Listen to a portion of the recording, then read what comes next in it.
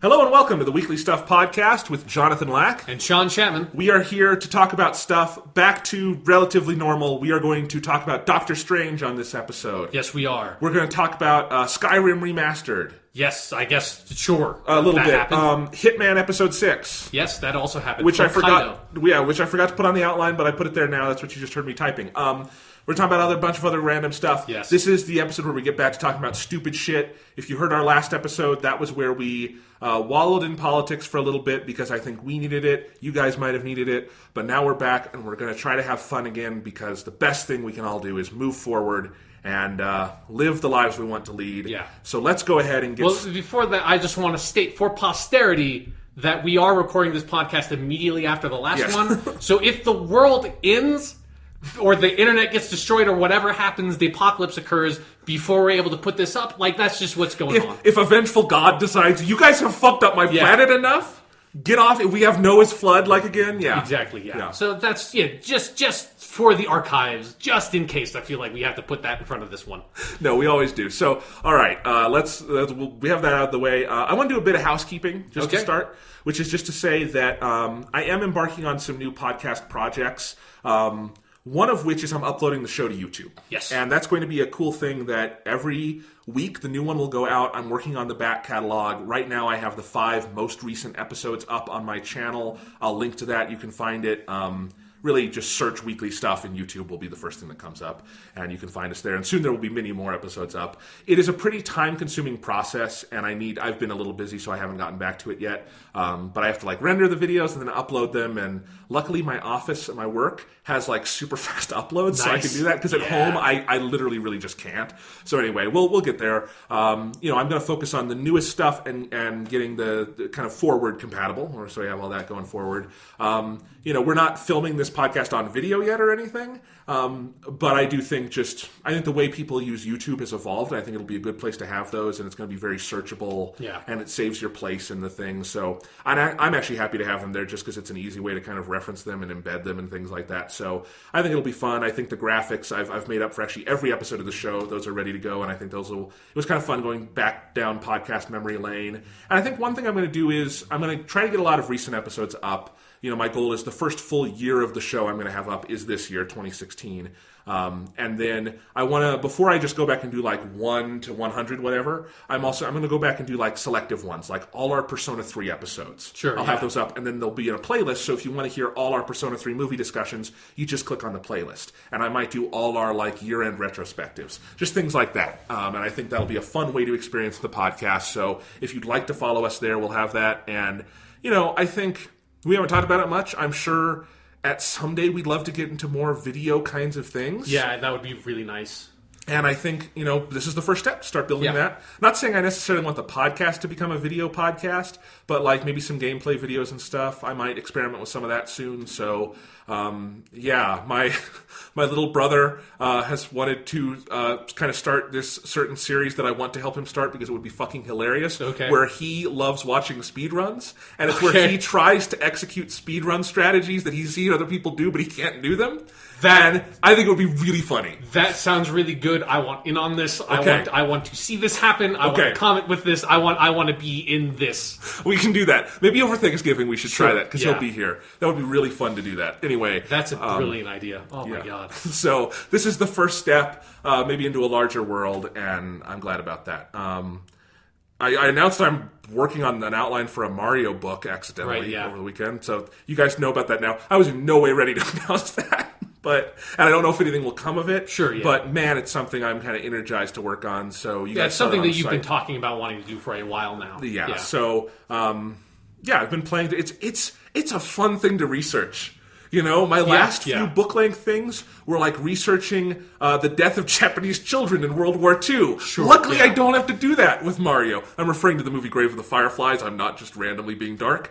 But anyway, Mario's just pretty much happy. Yeah, that's like when I was, for one of my classes, it was all about like fiction related to World War I and like doing the research for some of that shit was like, I can't read these poems anymore. They're literally breaking my heart. It's the saddest stuff I've ever read in my entire life. Yeah, so...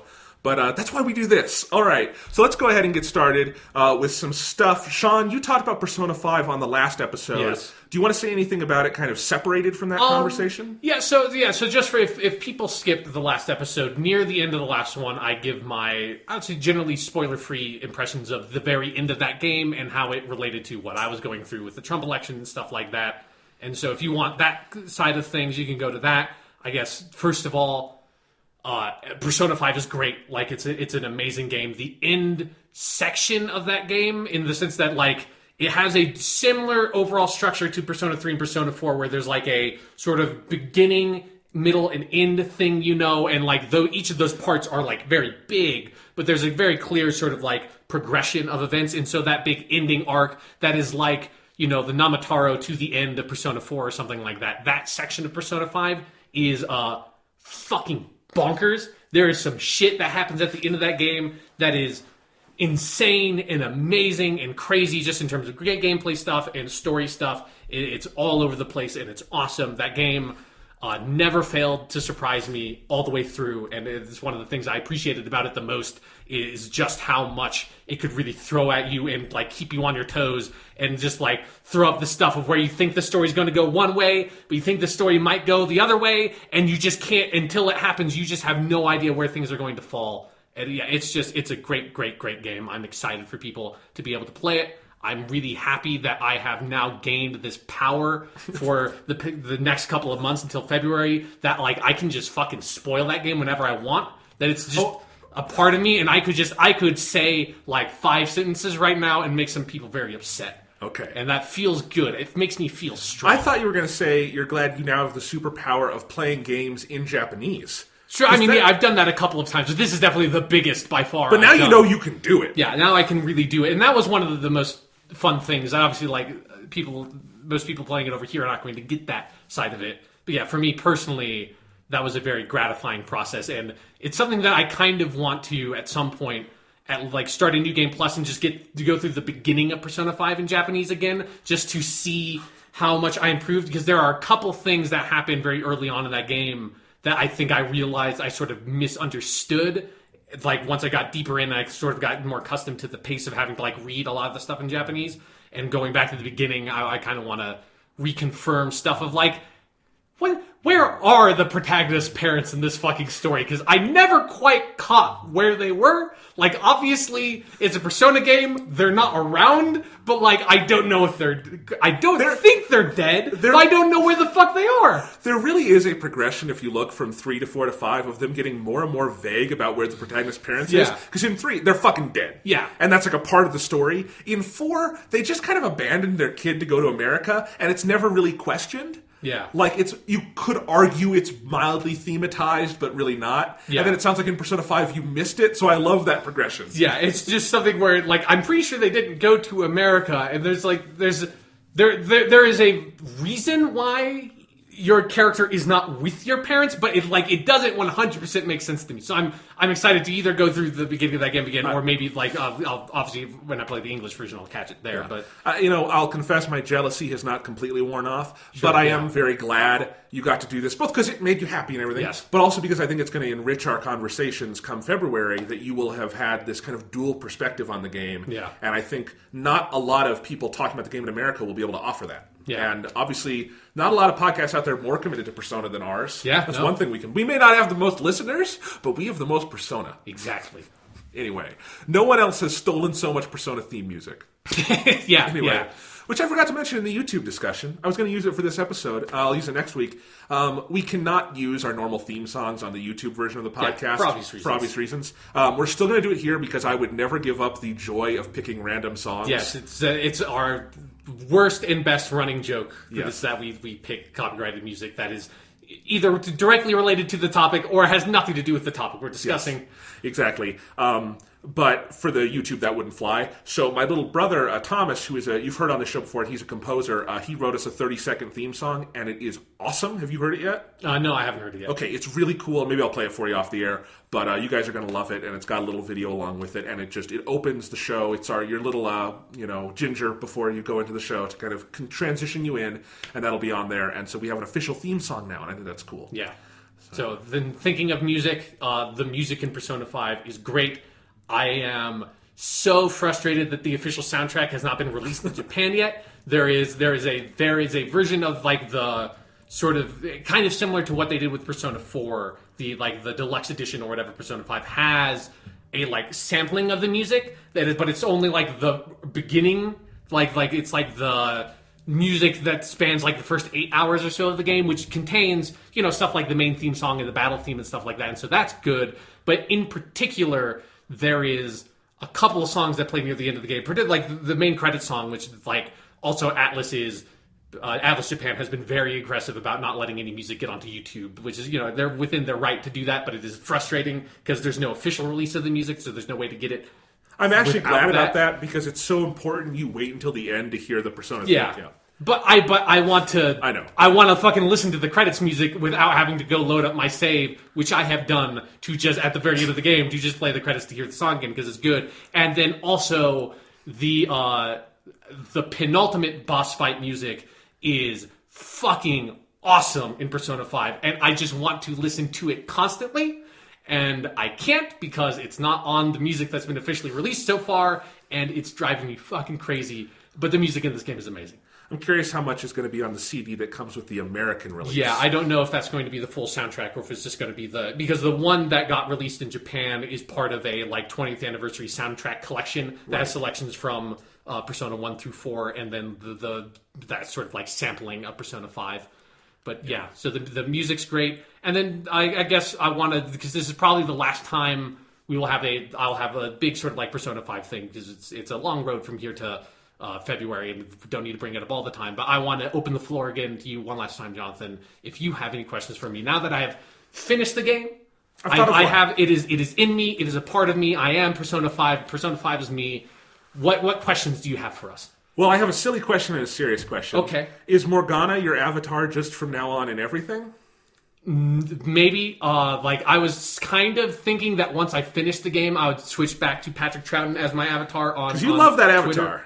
Yeah, but when the Trump stuff started happening, something in me was like, I need to be Morgana a little bit longer. I need to show solidarity for the Phantom Thieves. I'm part of them, and Morgana is just like really such a brilliant standout character in that game. It's by far my favorite character in Persona 5. And that's like saying a lot because it's a great cast, obviously.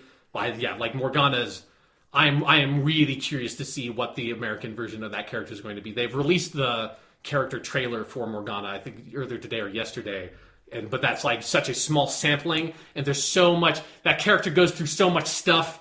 And just like the way that character speaks and stuff like that, and that character is with you. Morgana is with you for almost the entirety of the game, kind of constantly. And it's like this constant companionship you have, which is very different than what Persona 3 and Persona 4 do. So yeah, like I like Morgana a lot. And I will probably have that avatar for a while yet. Nice. They definitely rose to the occasion with like Igus and Teddy. So yeah, and I know she's not the same, but that's kind of she's not the same. Despite the name, Morgana is a boy. I have to think about that. It's something that works a lot better in Japanese. That I think the English version is going to be a little bit awkward because obviously it's an English name. So yeah. All right. Yeah. Cool. And my other question was, so this is their jump to not just next gen, but like. The last time they made one of these was the fucking PS2. Yes, yeah. So, and we kind of had Catherine in the middle to see where they were sort of headed, and clearly it does take from Catherine in some ways. Yeah. But one of the things, you already answered this on the last show, you said this is by far the longest Persona game. Uh-huh. So the jump to next gen didn't impact the length, which is kind of surprising, because you would think normally like you pare down a little bit once you're 3D. But what else, like, as a jump to next-gen Persona, anything in particular to note with that? I mean, it is... Well, like the PS4 version definitely looks good. It is a PS3 game at heart. Like it's not like Like, don't. I mean, I would equate it to maybe like something like the PS4 version of like Digimon Story Cyber Sleuth or something at some point. That's like it definitely looks better and it runs at a better frame rate and everything. And I think like I mean, obviously people should just get the PS4 version of this game because who's going to be playing it on a PS3? Like even Japan bought the PS4 version more than the PS3 version, and like they have a lot of PS3s. Over there are a lot more PS3s over there than there are PS4s. But obviously the game playing community has moved on over here, moved on over there. But yeah, so that's just something to know. It's like obviously if you've seen the trailers, you know what the game looks like, but don't go in expecting it to look like fucking Call of Duty or something, you know. But I mean, from what I've seen so far, from like because you showed me some of the gameplay, I mean, it's more of a stylistic thing than like a horsepower thing, but it looks incredible. Yes, it looks great. It is so much about the art style. It is about the animation. I think is very high quality in a way that like.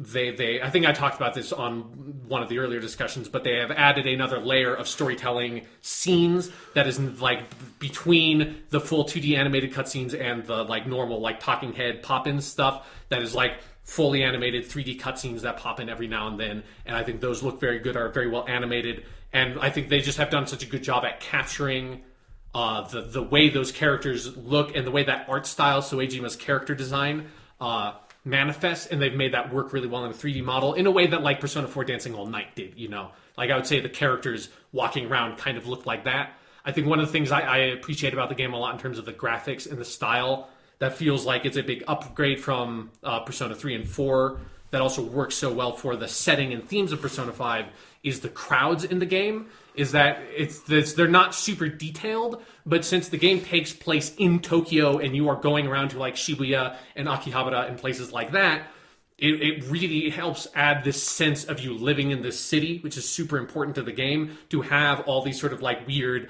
faceless people just kind of like walking around constantly that are just like the bystanders in the world. And they are just these sort of like faceless drones or whatever. And like that is both a great sort of visual design that adds a lot to the message of the game of what living in a big metropolitan city is like and what living among like just this insane number of people is like, and then what your attitude towards people is like. They just seem like blank and you don't recognize them, you don't see their faces, they're just sort of there and this big sort of mass.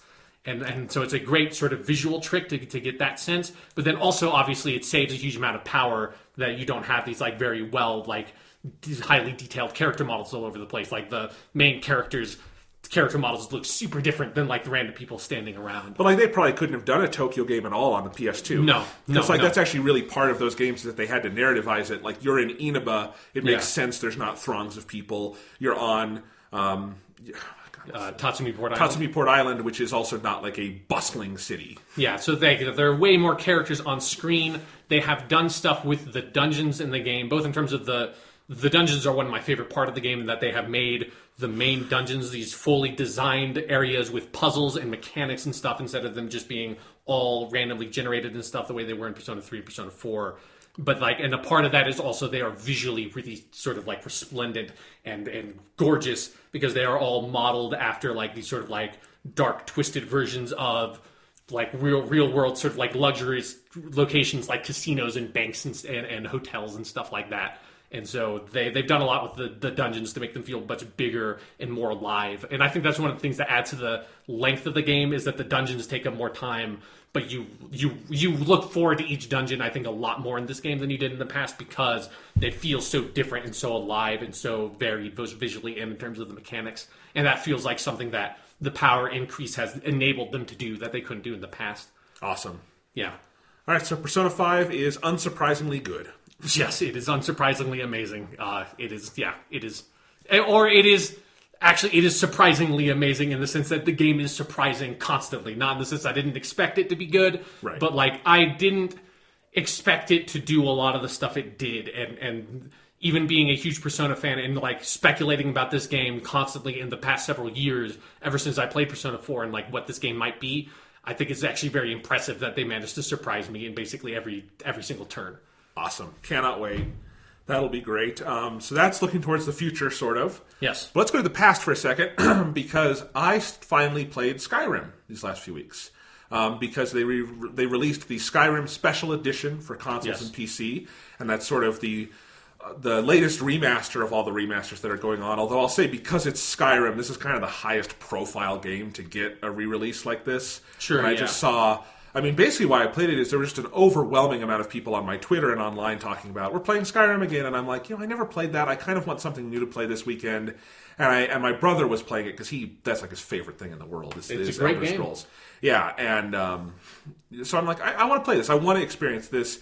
It is, and I've played, a really good chunk of the game so far. I don't know in terms of hours, but like... Man, nobody knows in terms of hours. Nobody ever knows. I have leveled up to level 15, if that gives any sense sure. of things. I'm probably more than halfway through the main quest line. That's further than I ever got the main quest line, and I put over 100 hours in that game. Yeah, but I've played a lot of other parts of the game. Like I've started the Thieves Guild, and I've done a good, maybe half of the Dark Brotherhood, which is so good. It's very good. So I've done a lot of different quest lines. I'm to the point where the quest log opening it up stresses me out. So we're there. Yeah, I get that feeling. Not that takes that long. But I really like this game, and I think I've talked about this before. This kind of game isn't necessarily my thing. This is not my favorite kind of game in the world. These kind of open world games that are sort of overstuffed with things to do. But I actually think Skyrim is the best example to me of this kind of open world game. And it kind of overcomes my own kind of problems with the genre as a whole, in that Skyrim is so completely about what you do with it. And I think for some games that can be almost like an abdication of your duty as a game maker. Right. But for Skyrim, Bethesda so clearly knew what they wanted this to be, which is that they didn't know what it was going to be for every person. And I like that, sure, you can go on the main quest line, and that's kind of cool. But you don't have to, and it's not going to not make sense, because the whole game is a story, and it's the story you build as you explore this world. Yeah. And it is such a deep world, and it has such rich lore, and it is so beautiful. Again, I have not extensively played the old version, but this remaster is definitely one of the best looking things on... I'm playing it on the Xbox One because you get the mods and everything. I haven't used those yet, but I probably will at some point. Right. But I kind of wanted to future-proof it by playing there, because the PS4 does not have a lot of mod support. But anyway, it's definitely one of the best-looking games on the Xbox One. I think when you're in dungeons and things, the game more or less looks like it used to. But outside, with the foliage and the lighting effects and the sky and the clouds, all of that has gotten a huge overhaul, and it looks stunning. There's just a lot of the game that is just... The biggest joy of it to me is just, I'm going to pick a point, I'm going to go, and good God, is it going to be beautiful along the way. And my brother, who is a musician, he is deeply invested in music of all kinds. He has said Skyrim is 100% easily his favorite video game soundtrack ever. That Jeremy Soule soundtrack is something special. Oh my for sure. God. Yeah. He is... It's at least top 10 for me. It's very, very good. It's amazing. And Jeremy Soule's a great composer who I wish more games used, because he's so good. But this is definitely his crowning achievement so far, because that game, more than most games I've ever played, the music is... It's the secret sauce. It's the X factor. It's the thing that just unlocks the beauty of that game, because it is atmospheric and ambient, but also active in how it encourages you to have these feelings of awe and wonder and sense the sublime, like when you're climbing up the 1,000 steps and there's the auroras in the sky and his music is playing. Just one of the great achievements in video game art is the soundtrack in Skyrim. I think it is the best thing about that game, and I don't say that to denigrate anything else about the game, just that, good God, that music is good. Yeah, it is definitely the thing that seeing people talk about Skyrim again is making me think back to my time with that game, because that is definitely my favorite Bethesda game that they've made.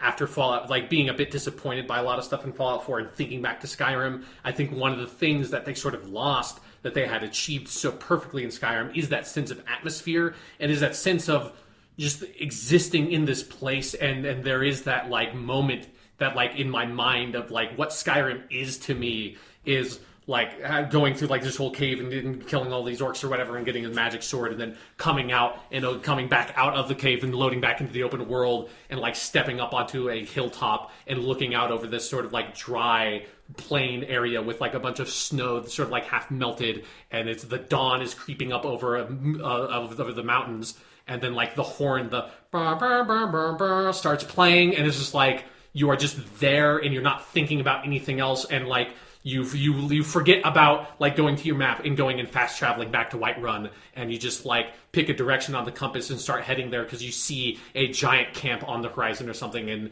want to set out on your new adventure. It's that sense of place is what like those games have always been about to me, and Skyrim achieves it in a way that none of their other games have ever even really gotten close to getting to that level for me. I think what it does for me, in response to other Bethesda games and other open world games, is just, I think so many open world games are built to be obsessive. They're built to make you play and play and play and play and play and like get obsessed with your quest log and all these things. And of course you can play Skyrim that way, but the game is so utterly gentle in how it approaches you and everything that it invites you to, hey, if you want to take a couple weeks off, that's fine. You can come back and it's accessible. If I took off 3 months of Skyrim, I wouldn't forget how to play it. Yeah. There's nothing in the game that's that complex. I haven't played it in a couple days because I wanted to play something different and less stressful, because there are some stressful parts of Skyrim. But still, it's like, if you want to come back in, just, pick something and do it, and you're not going to forget how to play it. And I can see myself, I think this is the kind of game that I will just play off and on for years to come. That's why I'm glad it's kind of on these, new consoles, and we'll just have it. I'm not in any hurry to finish it. If I have to put it on hold to play like Final Fantasy 15, I'm fine with that, and I don't feel stressed. And I think there's something really magical about a game this big that does not like pressure you into experiencing it all at once. Yeah, and I just want to say from experience, you're never going to finish this game. Right. Like that is like one of the things that is the most mind-boggling about Skyrim, because I think it's more true about Skyrim than any of their other games, is that like, and this is coming from a dude that did every single quest in The Witcher 3, like the idea of doing every single quest in Skyrim is insane to me. Like, I don't even know. There are like, I think there's one or two major cities in that game that I only ever went to once or twice. And like, just because my journeys didn't take me there, but I know there's a bunch of stuff in some of those towns that I never saw just because I was too busy, like, filling out the whole map around Whiterun or whatever, It's so... Yeah, it's like the biggest game I've ever played, or it feels like that. Yeah. But it also feels intimate because you just get to be part of that world, and it's like the world itself. Yeah. It doesn't really care where you go, just have fun along the way. Yeah, just go and make like 100 iron daggers to get your crafting skill up really high, and then like break the equipment curve of the game and become way more powerful than you're supposed to. I hadn't thought of that yet. Yeah, it's the crafting stuff in that game I enjoyed a lot, because I do like the whole... very quiet and fun. It's one of the things that I think some of their other games didn't have that Skyrim added, was the sense of like, I'm just going to get some stuff and I'm going to make some armor, and this is going to be like my day playing this game, is just like managing all this stuff, and like I'm not going on magical quests right now, I'm just doing kind of like my day job. I like that about it, and I will say I actually really like the leveling system. Yes, I like it a lot. This kind of game to me is often impenetrable. Like, I could never get into Oblivion or Fallout 3 or Fallout 4, but like this one, just because it's really built on what you do. If you use one sword, it'll level up your one-handed. Yeah. I love this. It owes a weird debt of gratitude to Final Fantasy 2 of all games. But anyway. Yeah. Luckily, this one doesn't like demand that you attack your own party to level up your fucking skills, because it's not made by a goddamn sadist. Yes. Well, someone has to get it wrong so someone else can get it right. Exactly. Anyway, we owe Final Fantasy 2 the debt of history. Yes. Anyway, it took the bullet for the team. Yeah, exactly.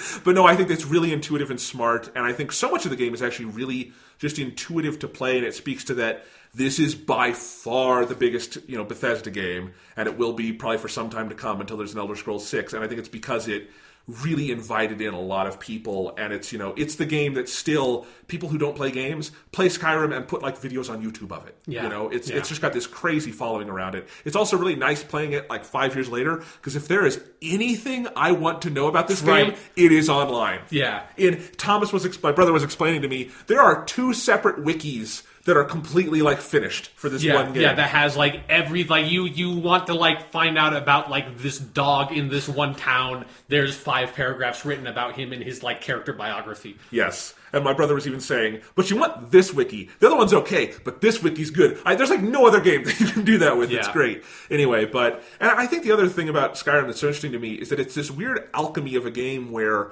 a lot of it isn't good in a weird way. Yeah, like on its own. On its own, some individual components are not great. Like the combat is not great. Some of the movement is not great. It's still janky. There's different things. And yet, more than any other game, it's the sum of its parts. Like, if you pick it apart, no one's going to go and say it's got the best combat or anything. It is not The Witcher 3 in terms of I want to engage with the combat, but it doesn't bother me in some weird way because, again, the whole is so much more than just adding up the individual components. Yeah. And I think it does come back to that atmosphere level. And, of course, there are individual things it does phenomenally well, like just someone wrote a lot of text for those books. Right, yeah. That's always one of my favorite things about those games is that there is some intern in Bethesda that was just locked in a dungeon for the entire production of that game, writing fake books and poems. They probably made him use like a quill and ink too. Exactly, yeah. They want to get it perfect, Yes. I really wish, and I think it's weird that Bethesda hasn't done this, that there was an app that you could connect to the game on your phone, and whenever you get a book, it would put it on the app. Oh, that's a good idea. And then I could just read the books like at, when I'm out and about and just have it on my phone. Or, when you're in the bathroom, yeah, which is what you were really saying. That's what I was going to say. But no, because it's like in the game itself, I usually am not incentivized to like sit and read what is often a very long book. Yeah, because you're in the middle, you're like in a bandit tower fighting like Orgoth the Destroyer. Right. I don't have the time to read about this fucking Argonian and her master and this weird like love play. But if you put it like if there was like a phone app, I'd read all that shit. Yeah, it'd be fun. Anyway, but Skyrim's good. I've seen different reports of just how janky it is for people on Xbox and PS4. For me, it has been mostly fine. I did have a thing the other day where I was leaving my leaving my home for the day. I said to my wife and kids goodbye, and then I fell through the world and was in some stars. But that's only happened to me once, and mostly it's just little things like my companion standing in the doorway and I can't fucking get through. Yeah, it's just like, Lydia, God damn it, Lydia, just move, just one step to the left. Holy shit, Lydia, please, for the love of God. But on one level, I that's part of the charm of the game in a weird way. But yeah, no. I mean, you don't get the Bethesda games without the jank. Like the way they build these open worlds, like no one makes games like that where it's like every single object in the game is interactable and has physics. So it's like every head of cabbage in that game is a head of cabbage that you can fucking pick up and you can throw in someone's face if you wanted to. I don't know why you would, but you can, and that adds something to it. And it adds two things to it. One thing is it adds a sense of immersion and sense of place that is so important for those games. It also adds an insane number of computer variables that they cannot possibly test for, right. At least those games being janky as all hell. Yes, but this one, for me, it hasn't been too janky to enjoy or anything. Runs well. It loads very fast, which I'm happy with. And I know that slows down over time, I guess. Yeah, as your save file gets bigger. But I know they've also optimized that better with the new engine. And at least for me on Xbox One so far, compared to what I've seen of people playing this like on the 360 or something, yes, it has to do a load screen when you open a door, but it's often like 5 seconds. Yeah, so and it was longer than 5 seconds in the last console generation. Yeah, so that's definitely an improvement. So, if you like this game, you probably already have it, but if you have like a PS4 or Xbox One and you want it again, I approve. Yeah, I want to pick it up and I want to play. Particularly, I want to get into the DLC because I never played that in the original release because I kind of fell off the game by the time they released it. But then also, there are so many games in front of me right now that I have like 5 fucking games I want to play right now that I basically own that I just like don't even have time to play the games that I have in my on my hands right now, so I can't add Skyrim to the mix and put another 70 hours into it. All right, so let's go through a couple pieces of news. Okay. Really quick. So this is like from 3 weeks of different assorted news, so I'm just going to pick the best ones because some of these aren't relevant anymore. But a few weeks ago, they released a new trailer for Final Fantasy 15, and I just wanted to note this because it was like a 4-minute cinematic trailer made by an outside studio. That is like the best game trailer I've ever seen. Yeah. Holy fuck, that was good. Yes, like that game has shown very well in trailers all along because it's so visually striking and the music is great. But yeah, this was a very good one. I mean, it's like the Blizzard model where you make like a cool little movie to advertise the game, and good God, they did a good job with it. And just with that and the Kingsglaive movie, which I really liked, and the Brotherhood anime, which I really, really liked, like the marketing for this game, someone's going to write a book on it at some point. It's been a fucking beast. And it sounds also like, because this game has been out to press for a while. Yeah, and all the impressions of it have been very, very good. Yeah, and that's so very heartening because I really want this game to be great. Yeah, I cannot. This game is one I am very excited for. Yeah. So just wanted to mention that. Nintendo Switch. That was our last podcast. Actually, was dissecting that announcement, or 2 podcasts ago. What a naive time that was. Yeah, but they announced they are going to have an event on January 12th in the U.S., 13th in Japan because of time difference. Blah blah blah. But that's where they're going to announce the pricing, the models, the launch lineup, all that stuff. Yeah, the date. So I'm glad that they have set that. It sounds like they're good to go and everything's on track. So it's kind of close to release, but I'm almost happy about that because it's like there's not going to be too much time for the hype to get out of control or whatever. So that'll be cool. And I think it's smart of them to kind of wait until after the new year and just let everything kind of pass through 2016, and then 2017 we'll get off on the right foot with Nintendo. That'll be good. Or if the Switch doesn't work out for them, we get off on the wrong foot, and 2017 ends up being 2016 Part 2, which I hope it doesn't. Yeah. Anyway, all right, so there's that. This is just because it makes me laugh when we like talking about this. Kingdom Hearts continues its weird numbering scheme. What is it now? Okay, so they are releasing a PS4 pack of the remasters they did of 1 and 2 for the PS3, which we all knew they would eventually do. But what's weird is that, so they've got Kingdom Hearts 2.8, which is the one that's the third pack that's like the 3DS game. Yeah. That's coming out first, and then they're doing 1 and 2 on PS4. So for like the intended PS4 owners who haven't played these, they're releasing them out of order, which is a little weird. But anyway, they'll do 2.8, Final Chapter Prologue Remix, or whatever it's called. Yeah, but bullshit. then the overall pack is Kingdom Hearts 1.5 plus 2.5 HD Remix, which overall... That's Kingdom Hearts 4! They're releasing Kingdom Hearts 4! What? What? You can't do this! You can't just release fucking Kingdom Hearts 4 as a re-release of Kingdom Hearts 1 and 2? That's insane! I have always gotten so much enjoyment out of not playing Kingdom Hearts, but seeing other people play it and me just being perplexed by it. But now that it's coming to PS4, I might pick this up just to get the laugh out of it, because I like there's this morbid curiosity I want to know. And I don't know, maybe I'll make some videos out of it or something, but it would be fun. 1.5 plus 2.5, fuck you. Anyway, yeah, they're not so good at math over with Kingdom Hearts, but we'll talk about that later. Holy shit. Remember when No Man's Sky's Twitter account got hacked and they said the game was a mistake? Yeah, that was crazy. Funny. Yeah, wonder why those devs don't want to fucking talk about anything, because the internet wants to kill them. On some level. Anyway, so that was funny. Diablo 3 had some announcements. Oh, right, yeah, that was interesting at BlizzCon. Yeah, people were mad that it wasn't Diablo 4. I don't think they were going to announce Diablo 4 it's yet. way too soon. It was like 10 years between Diablo 2 and 3. Yeah, but they're doing some cool stuff. So they are remaking Diablo 1 inside Diablo 3. Yeah.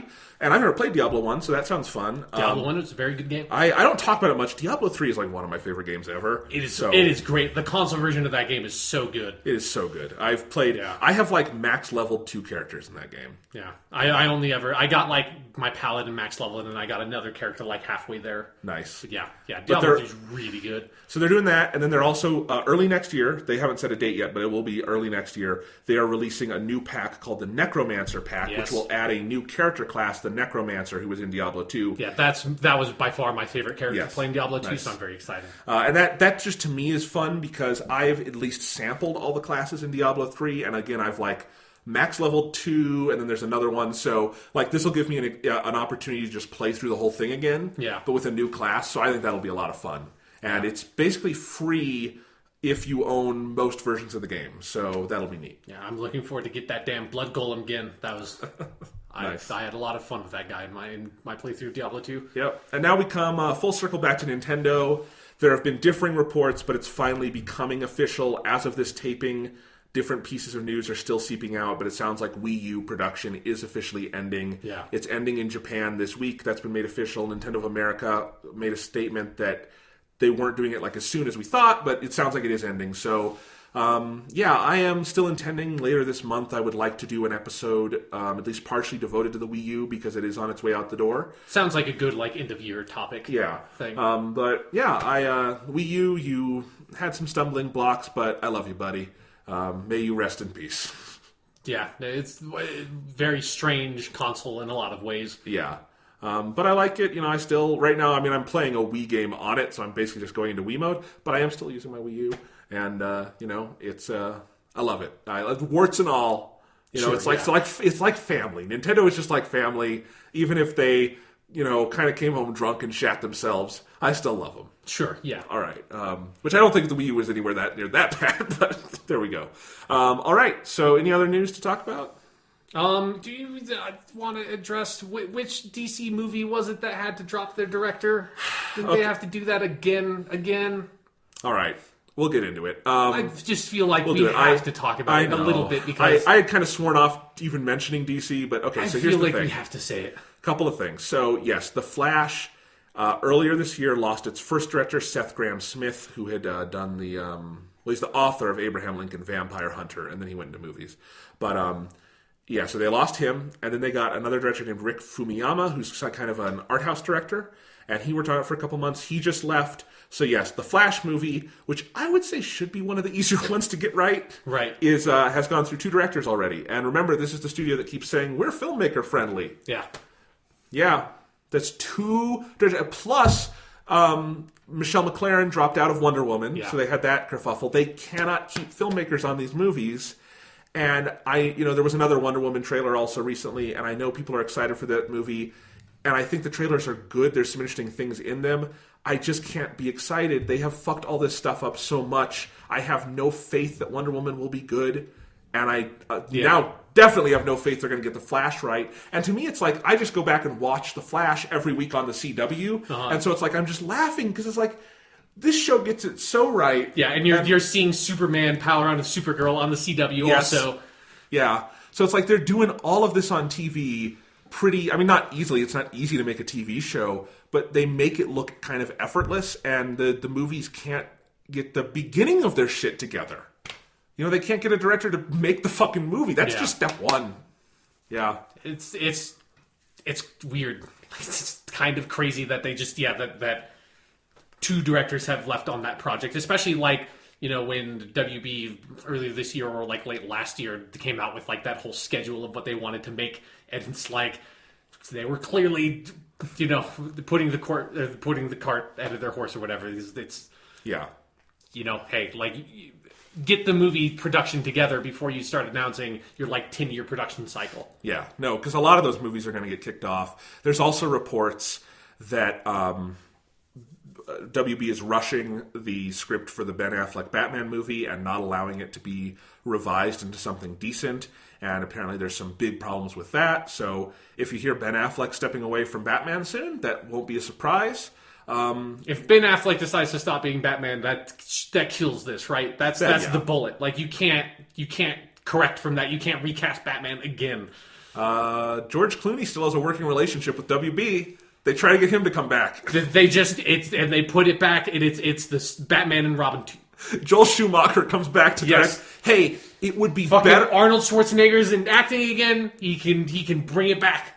I want to be crystal clear. That would still be a better movie than either movie they released this calendar year. I mean, I would much rather watch Batman and Robin than watch Batman v Superman again. I would rather watch Batman and Robin about 5 times in a row, because that would be about as long as watching Batman v Superman once. I would still rather watch Batman v Superman than watch Suicide Squad. So on the relativistic scale, they're fucked. Yeah. Anyway, so there's a lot of kerfuffles with DC. I have very little faith. It is amazing that Marvel has made, how many movies now? 15 or something? Enough that I've completely lost count. And this has only happened once in terms of a director dropping out. And I know people sometimes take Marvel to task for not getting the most artistic directors, whatever. They get really good directors, and those directors clearly have a passion for the material. And to me, that's all I need at some level. And no, these are not made. The Marvel movies, although I would say Doctor Strange changes this trajectory, they're not typically made at the level of artistry of a Chris Nolan Dark Knight. Sure. But they're really well made, and they're passionately made, and they do what they need to do to just be good, fun movies. And the directors clearly have fun making them, and I don't think most of these directors are treating this as a pit stop on the way to something better. Scott Derrickson clearly loved Doctor Strange. Yes. And stuff like that. And James Gunn clearly has poured his heart into Guardians of the Galaxy. And I think that's so cool, and frankly, especially now that we see DC just going up in flames, Marvel doesn't quite get enough credit in a weird way, Yeah. Because this is a weird magic trick they're pulling off. Yeah, and it's just the hard work that Marvel put into creating this sense of this shared cinematic universe and all these characters existing in relation to one another in a way that makes it so that when Thor pops up in a post-credits scene in Doctor Strange, I get incredibly giddy just hearing his voice and being yes, please give me these 2 characters together. Like, that sounds amazing. And it's like, when you are already at this point and you have that post-credit scene and everyone gets super excited about it in the theater, like, it seems like it's the most effortless thing in the world, but that's from years and years of them working really hard to build up this brand and build up this trust and build up these films and characters to the point where you can have a very short scene with Doctor Strange and Thor that, like, kind of teases a little bit of Thor Ragnarok and, like, get everyone sitting there being like, oh, right, Thor, I like those other movies, I like that dude, I will go see that next one. And so then they're going to make $1 billion on the next one, too. I mean, fuck, let's go ahead and transition. They made a Doctor Strange movie. It opened to rave reviews, and it got $90 million opening weekend. If you had told Kevin Feige himself that this would have happened 5 years ago, he would have laughed you out of the room. It feels like the second coming of Guardians of the Galaxy in a weird way of, like, it's the same relative relation to the Marvel Cinematic Universe of, like, it's the new franchise or, like, in the new character that's, like, really kind of, like, weird and out there, and it introduces this whole other branch of, like, the Marvel Universe that you've never really seen before. This time it's, like, the mystic stuff, and they just nail it, and it feels like the most sort of artistic and, like, personally driven movie they've made in, like, probably since Guardians, and it's so energized and fun. It is amazing. 3 years in a row, they did Guardians, huge hit. Ant-Man, more minor hit, but it clearly caught on with audiences. If you see of how, like, Scott Lang was, like, reacted to in Civil War. Yeah. And now Doctor Strange, which has really caught fire and is by far the biggest dice roll of all of those. So, and I don't think this is a perfect movie by any means, and we'll talk about some of the maybe problems, but overall, it just swings for the fucking fences that it is gonna get weird, and you are gonna be along for the ride. And, I mean, on a visual level, this is by far the trippiest, like, mainstream film I've seen in years. This might be the best use of CG effects I've ever seen for something that's not just, like, a character. In terms of, like, because I was thinking about this after I saw it, of, like, there is no fucking way you could make this movie with practical effects. No. Like, it's, or with worse CG effects. Like, and it's not just in the sense of, like, you would have to, like, it would, like, you'd have to cut down on the action scenes or something. I mean, literally, the movie itself, the script they used, could not be used in any way. It would have to be so heavily revised for a movie that had worse or different kinds of effects that it would be completely unrecognizable. It wouldn't be the same movie. Like the CG effects work is so amazing, and it's so important to what this movie is, and it's kind of the first time I've seen that, and it kind of reminds me of, like, 80s horror movies and, like, the makeup artists of that era with stuff like The Fly and The Thing that's, like, at the absolute top of their craft, and in something where John Carpenter's The Thing as a movie or, like, David Cronenberg's The Fly could not exist if those effects were not as good as they were in that moment. And, like, Doctor Strange is, in my memory, is the first movie I've ever seen with CG that is like that. Like, way more than something like Avatar for me. Yeah, absolutely. I mean, because Avatar is just an animated movie. Yeah. This is...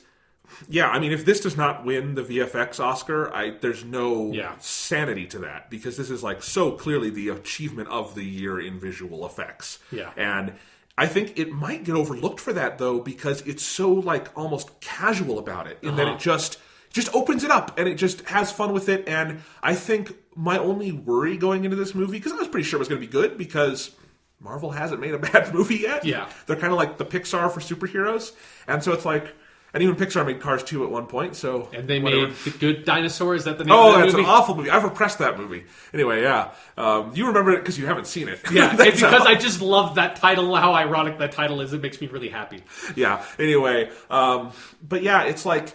my only fear going into this movie was that there was a lot of cool images in the trailers, and I was wondering, well, what if, like, that's all there is? Like, what if that's just the big moments? Yeah. Those are, like, some of the smallest moments in the movie. Yeah, that's like the brief glimpses of the kind of insane shit they get up to. Like, they didn't show, I think, one image of the action climax of this movie in the trailers at all. Not at all, and, like, the big scene in the first act with the Ancient One, which is, like, the trippiest thing I've ever seen in a theater. Yeah, and you saw some of that in the trailer, but, like, you saw like the most tame part of that Right. sequence of the fucking trailer.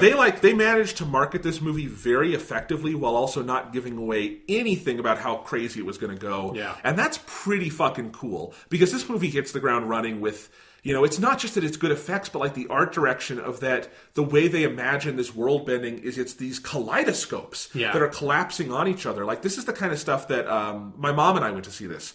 And she hasn't like seen all the Marvel movies. She generally enjoys them, but she was like, "That's the best one." She was saying, "I love this," and she's like, and she was specifically mentioning the effects in those scenes and the kaleidoscopic effect and how cool that was.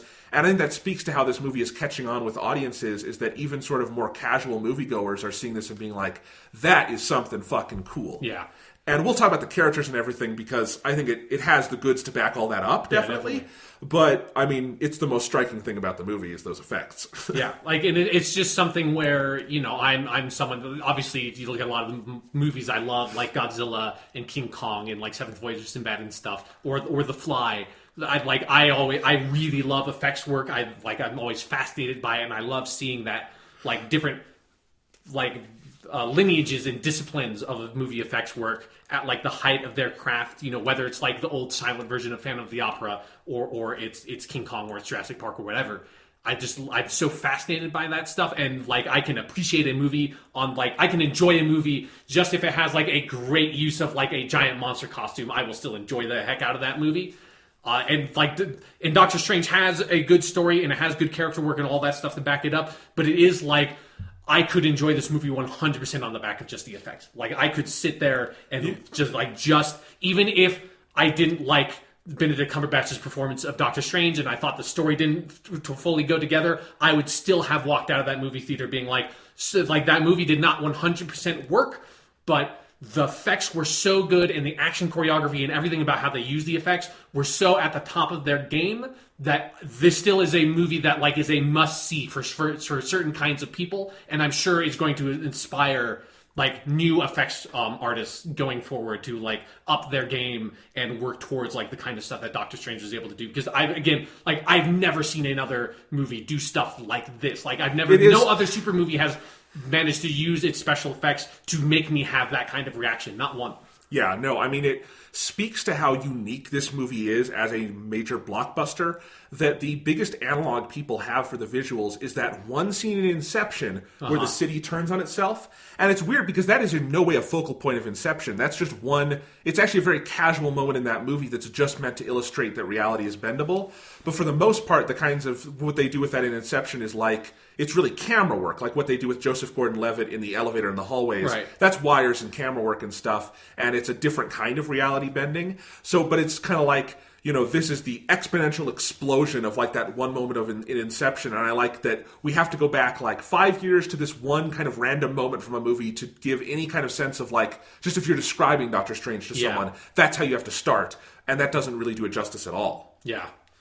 But man, like there's so much just like bizarre, surreal imagery and movement and stuff that's like it's one of the things I was most excited about for this movie, of what I wanted them to capture was that sense of surrealism in the original Steve Ditko art from the old comics, and like they fucking nailed it so good. Like that part of the movie, like the whole sequence early on with the Ancient One and like just sort of like dragging Benedict Cumberbatch screaming through 500 different insane realities, and the one that's like covered in clouds that then start forming into little hands that then start branching off hands and start branching off hands in like a Fibonacci sequence. Like, that's some fucking grade A nightmare shit right there.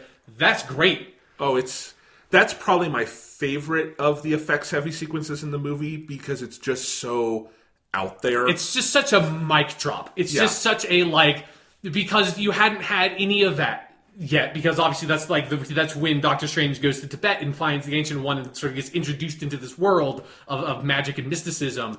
And so that's when the filmmakers take the opportunity to be like, well, if we're going to introduce the character to this world, we need to introduce the audience to this world, other than for like the brief like sort of like teaser at the very top of the movie.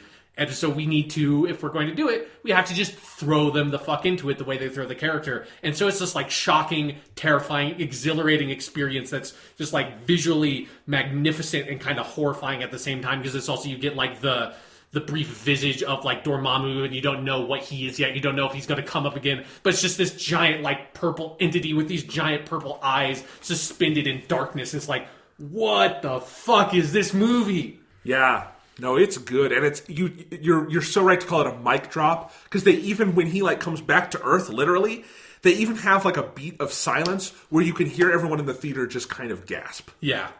Like you can just hear the collective inhale on that movie, and I love that. Yeah, I so hope that there's like pretty extensive special featurettes and stuff that they released for how they achieved some of these sequences. Because, like, obviously, like, I've been talking a lot about CGI, but, like, this kind of stuff has to be mixes of practical effects and CGI in very creative ways to achieve. Because, obviously, it's like Benedict Cumberbatch is in a lot of these sequences, and he's clearly not a CGI man. Right, and more than anything, to me, it is the art direction. That's the foundation of all good effects work, obviously.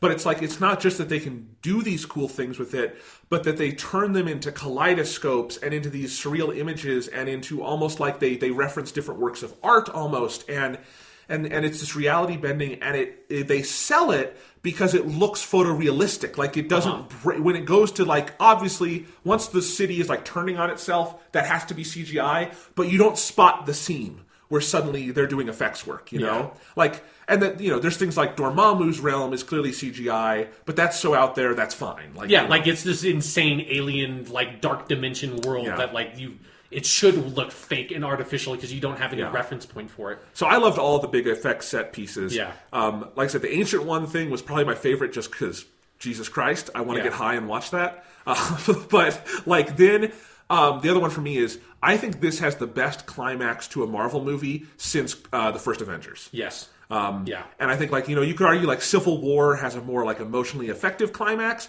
but, like, just as I think as a piece of screenwriting and everything and how it ties everything together, this has such a smart climax, and its effects are just incredible. Yeah, and, like, the choreography of the fight before, like, the sort of, like, confrontation with Dormammu is so... It's so smart. Creative. Because they get to Hong Kong, and it's already lost. Like, everything's fucked. And you're like, oh, how are they going to do this? Like, what's the climax? And then Doctor Strange starts rewinding time. They have this incredible... And, God, Benedict Cumberbatch is so committed to the hand movements. Yeah, like, that's what he gets right in this. It's like you so want to just see behind-the-scenes footage of him doing all this shit without the effects on top of it, because he would look like such a maniac. That's already a meme, the stuff where he's jumping through New York. Right, yeah. Because what he's really doing once you see the movie is he's jumping through the portals. Yeah. But there's these pictures online of him and, like, Mads Mikkelsen just jumping in the middle of the street, and it's hilarious. Yeah, but I just want to see him waving his hands around and going, like, and making all these serious faces, just like, ah! It's interesting for an actor who has really not done anything effects heavy before. Yeah. Like, I guess he was Smaug,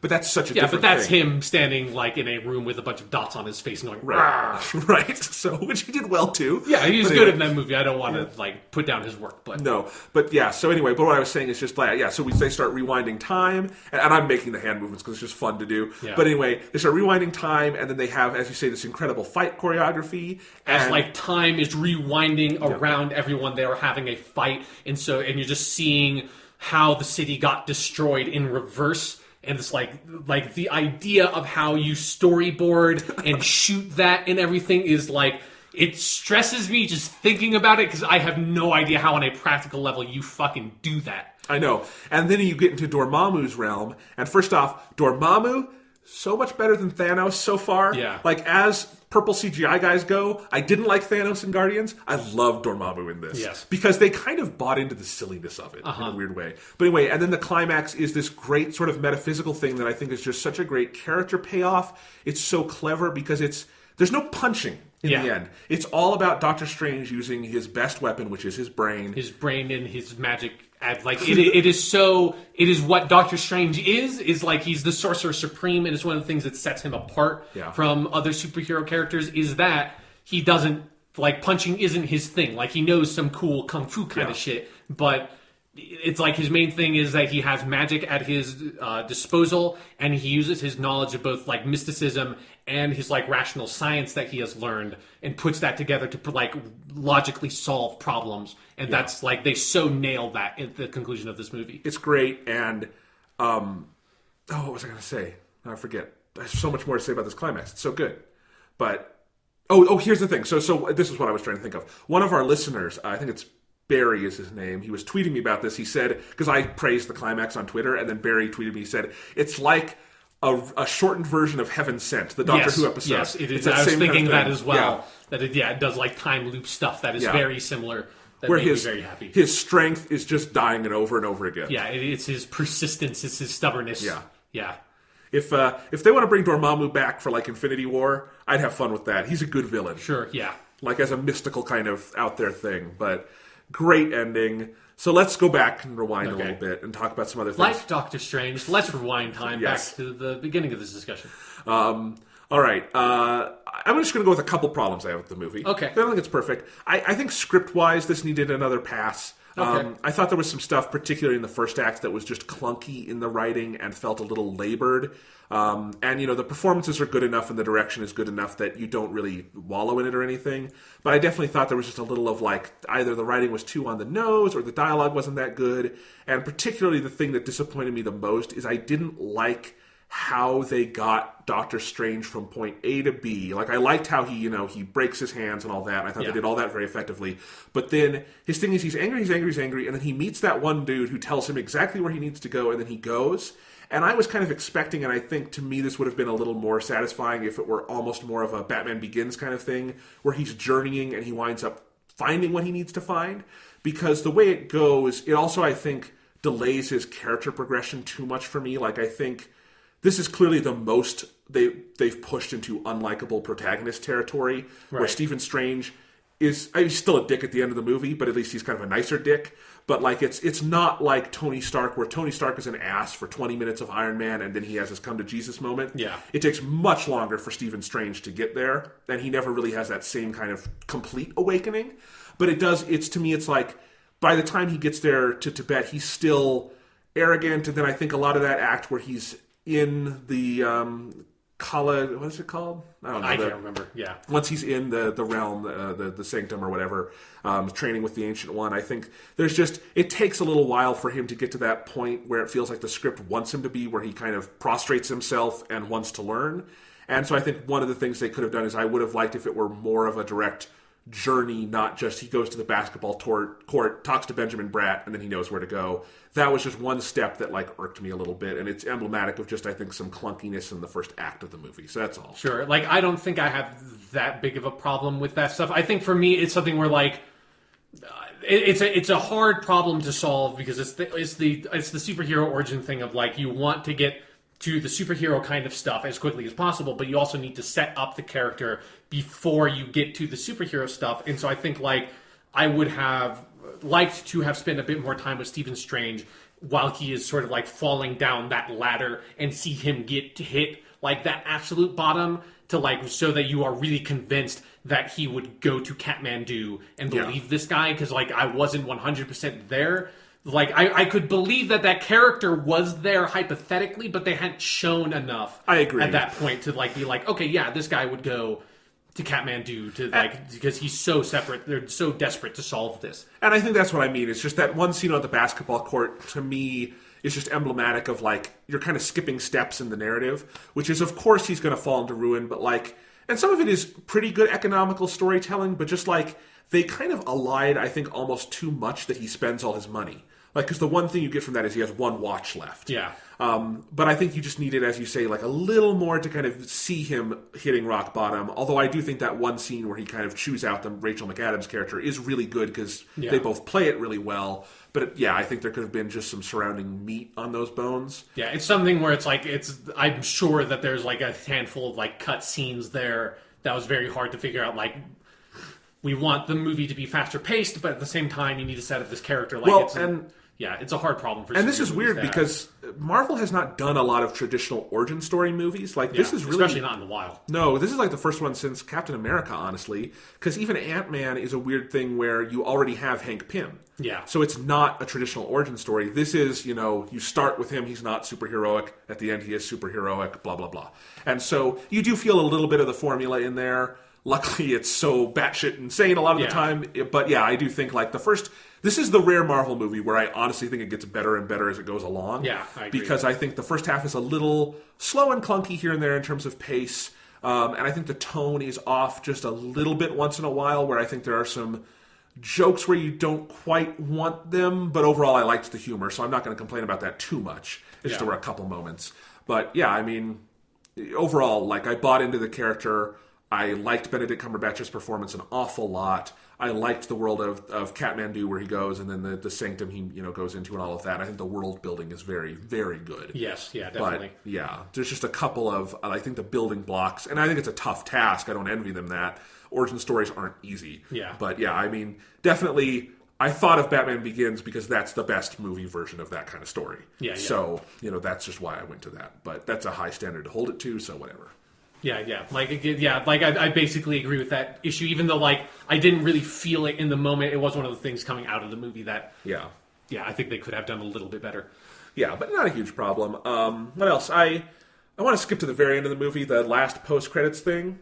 Okay, I didn't stick around. I read what it was because I had to go to the bathroom. It's easily the most substantial post-credit scene they've done in I don't even know how long. Post credits. Yeah, the post credits. Because there's the middle scene, which is actually it is part of Thor Ragnarok. It's like what they did with Civil War in Age of Ultron, or what? No, Ant-Man. Ant-Man. Sorry, Ant-Man did that.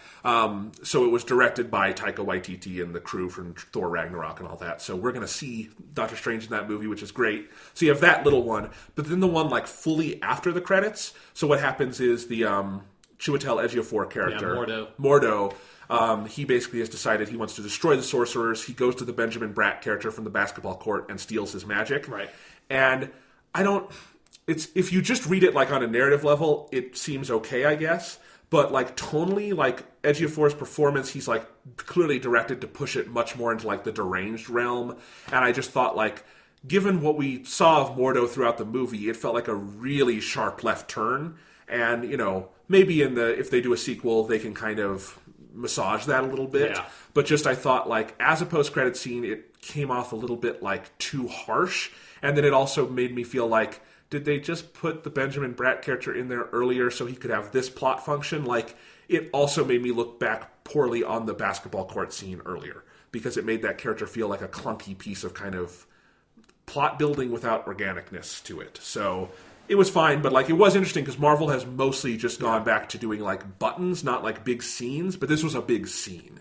Yeah. So yeah, like just sort of like go counter like the basketball stuff a bit. Like I do think the scene where the Ancient One dies, I think they justify that character a bit more in the sense of like because she references him and it brings it back to that sense of like Stephen Strange has to pass in front of him, right. Which is to go, but to fulfill his original purpose, which is to fix his hands and go back to his old life as this egotistic surgeon that is brilliant and everyone loves him and he is insanely rich and everything, or he can continue on the hard path he's currently on and become the new Sorcerer Supreme and succeed her. So I think like it's still a bit messy, but I do think they justify it. No, that's fair.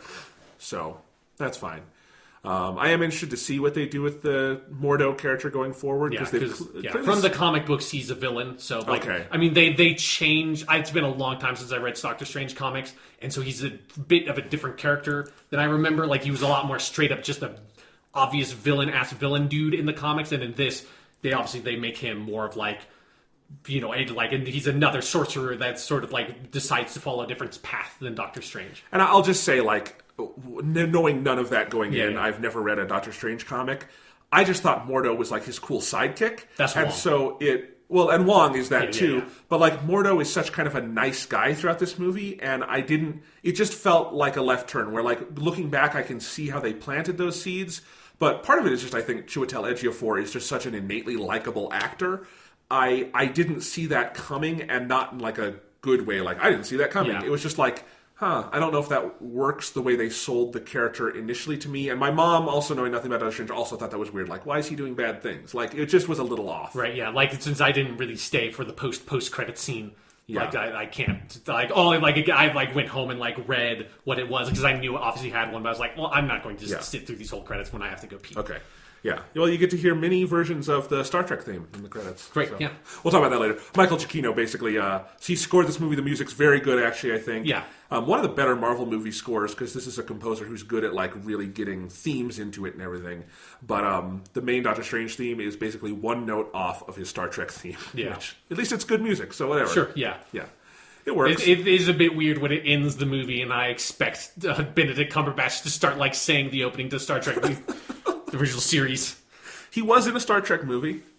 Yes, the Sanctum Sanctorum's 5-year mission to go to brave new dimensions, to boldly go where no sorcerer has gone before. Yeah, but overall, I like the story here. I think the development of, I like how, basically you're setting up the Mads Mikkelsen villain for a while, and then when he really attacks, he kind of comes out of nowhere and throws the whole narrative into chaos. Yeah. And I actually think that sprint from when he attacks and Doctor Strange takes the stone and everything and starts manipulating time to the end of the movie is just a great chunk of film. Yeah. And that the back half of that movie is really good. But let's talk about some of the characters. Okay. Benedict Cumberbatch as Doctor Strange. Yes. My first reaction, Benedict Cumberbatch's contemporary American accent makes him sound just like Hugh Laurie in House. Yes. Yeah. And it confuses me a little bit. It's especially weird because there are some similarities between the character of Stephen Strange and Dr. House, which is how Stephen Strange was originally written in the original. Like, the origin story of him in this movie is the origin story from the comics. So it's like, it is kind of weird that you have, like, this other British actor doing an American accent that sounds exactly like the American accent of another British actor playing a very similar American doctor on TV instead of movies. I'm not complaining at all. He does a really good job with the accent, actually. It's very consistent. It's not distracting, other than I know Hugh Laurie, and therefore you hear it. But other than that, what do you think of Cumberbatch? I thought he was great. It's a hard character to play because I think he has Stephen Strange in the comics and this version in the movies has a lot of similarities with Tony Stark, and I think in particular that's a hard thing to do in the movies because Tony Stark is so popular a character, but I think they do a good job at not making him a carbon copy of that character. Yeah. And so, they nail the basics of who Doctor Strange is to me. Of that, he starts out as this very arrogant surgeon, and then through his journeys, he still has that edge to him he had at the beginning. He still is a bit arrogant. He's still a bit of an ass. And in some ways, he becomes more of an ass after he's become the Sorcerer Supreme. Because he's the fucking Sorcerer Supreme, he can be a bit of an ass to people at that point. He's got a cool cape. But I like that sense of the blend of mysticism and science that is kind of at the heart of the character, and he brings that, sort of the rationality of it that I like in the whole middle sort of montage section of the movie when he's training at the Sanctum. And when he starts reading books and he starts kind of accepting what he's doing, and it draws that kind of parallel between what he's doing there and what he had done when he was studying to be a doctor, and that mind he has is so useful in this new pursuit. And I just like that it sort of blurs the line between what is traditionally this harsh divider between science and mysticism. And it's a tradition that goes back to Van Helsing and Dracula and stuff like that. But I think they nail it here. Absolutely, and I think Cumberbatch was perfect. And yes. I was a little skeptical just because I thought it sounded almost too easy. Yeah, because he's he's so internet popular that it almost feels like kowtowing to the fans in a weird way, even if it is really good casting. No, but he's perfect, and honestly, I think this is a really different performance for Cumberbatch. Yeah. It is not Sherlock. Some of the things he brought to Sherlock, brings here, and I think when you talk about him being different than Tony Stark, Cumberbatch is a guy who can go much more abrasive and dark and still keep you on his side. Yeah. Robert Downey Jr.'s Tony Stark is a teddy bear on some level. You just love him, and he is lovable, and he can be an ass, but you never doubt that he's a good guy and his heart is in the right place. Yeah, you kind of want to slap Stephen Strange in the face a couple of times in this movie. Absolutely, and I think there's very few contemporary actors who can do quite that, and I think Cumberbatch does it perfectly. I also think... normally I'm not a fan of a guy with an accent as wonderful as Benedict Cumberbatch having to lose it, and I think you could have easily had Stephen Strange be British, and who cares? Because in a weird way, when I originally read the comics, when I was 8 or whatever, I always thought that Doctor Strange is British because I had this association where I thought Stevens with PH spelled was British for whatever reason. I just thought that. Yeah. And so for the longest time I thought Doctor Strange was British, and then the way I find out he's not British is that they make a British dude have an American accent in the movie.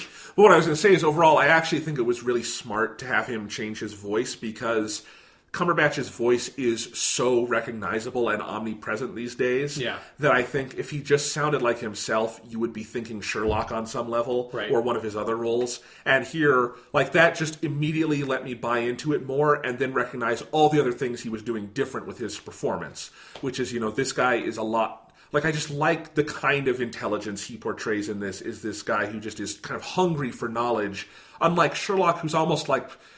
He does it like as a compulsion is how they play it in that, really, and that's not Stephen Strange. So I think it's very good. He plays those arrogant moments well. He plays the humbling moments well. I think he has good chemistry with pretty much everyone in the cast, even if some people like Rachel McAdams are very underused, and we'll talk about that. But he's great, and we already got to see a little bit of him with Thor, but good God, I can't wait to see him meet Tony Stark and Captain America and everyone else. I want him and Spider-Man together because there are some great scenes in the comics of Spider-Man and Doctor Strange going on adventures, and a lot of that is having Spider-Man have to deal with the kind of horseshit that Doctor Strange has to get up to, and like the differing levels of reactions where Peter is usually the one wisecracking, and he's just freaking the fuck out, and Stephen Strange is just totally taking all this shit in stride and just making jokes while they're, like, flying through space in the 12th dimension or whatever. Really what they should do after Spider-Man Homecoming is every Spider-Man movie should just be a different team-up with a different other Marvel hero. There was a tradition in Marvel Comics where there was a whole series that was a Marvel team-up series that tended to focus on Spider-Man teaming up with other people. Because we already know Tom Holland would be perfect for that. Yes, I would be so up to that, of just having him team up with other people in, like, Spider-Man and Doctor Strange fight the Martians or whatever, It'd be pretty great. Yeah. I think we'll at least get them all together in Infinity War. But, yeah, because clearly, like, they give Doctor Strange a fucking Infinity Stone. He is going to be a cornerstone of these movies going forward, which I like. And, they're pretty lucky they got Cumberbatch. And they got him, like, down to a contract. Because he is an in-demand actor, if you haven't noticed. Yeah, no. Yeah. So, no, he's great. Tilda Swinton is the Ancient One. Yeah. I think she's good. Yes, I think they see, like, I was big, obviously, like, there was a lot of sort of talk before the movie about that casting and a lot of, like, the casting around the stuff in Kathmandu and the Tibetan and Indian parts of the movie. And I think, like, actually seeing it, they pulled that stuff off very well, and that, like, it's not like in the comics. It's not just this, like, Tibetan monastery in the mountains. They do a much better sense of creating this space that is, like, it just more almost kind of happens to be in Tibet. And what's more important is that it's just this place where all of these sort of lonely, kind of destroyed people from all over the world wash up and kind of collect here and study this stuff and are saved. And so it's like there's all kinds of different, Chinese people, Americans, British, black people, a Celtic, bald, crazy lady. Like I think they do a good job of, like, not making it feel like the cast has been whitewashed. It's a different direction for what that place is more than anything else. Absolutely. And I think, there's no perfect way to do this. This is a tough thing. Scott Derrickson and company kind of had to figure out how to modernize. Because it's a very racist character in the comic books. It is. And I think they did about as good a job as you can do, where Tilda Swinton... And if you know anything about Tilda Swinton, she is someone who has...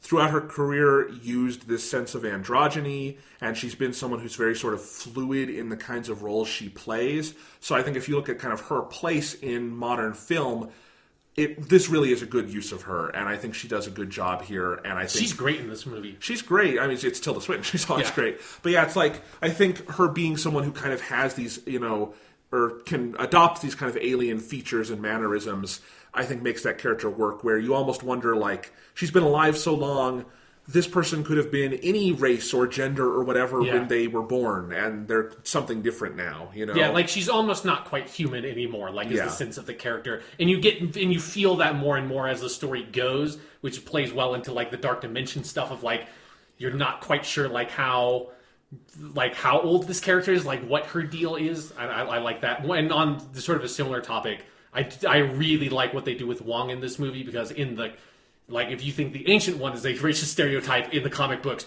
Wong, especially in the original comic books, is the most racist of all racist stereotypes for Asian people. He's like this Asian butler who just goes and serves tea. That's really bad. And he's a very different character here, but I like him a lot. I like his relationship with Stephen Strange. I especially like a lot of their early scenes together in the library. I think they have very good chemistry together. I, at first, thought the Beyonce joke was dumb, and then they committed to it by having him listen to Single Girls. Yeah. Perfect. Yes. And I like how you don't quite know if he was already a fan of Beyonce and he just wasn't saying anything beforehand, or that Stephen Strange, by saying that, he went and specifically sought out Beyonce and was listening to it. I like that they leave that up to the viewer to decide quite where Wong stood on the Beyonce issue. It's pretty good. Yeah. Yeah, no, I look forward to a, like, Doctor Strange 2 where he and Wong can kind of fully develop their partnership. Yeah. Because he's much more of he's not a butler, he's like a sidekick. And that's, not perfect, but it's good. And that actor, I love that. Benedict Wong is just a cool dude. And I like that they got a guy named Wong to play the guy named Wong. Yes, it's good. No, I liked that. We already talked about Chiwetel Ejiofor. I think he's good in this. Yes, he's very good. I think Rachel McAdams is great, and I love Rachel McAdams. I do think the character is probably underused, but it's just a weird thing where, like, I think the character is used fine for the needs of the script, but you get an actress as big as Rachel McAdams, and it puts a weird, like, stress on the character. So it doesn't ultimately bother me in the end, and maybe she'll get more to do in the sequels and stuff.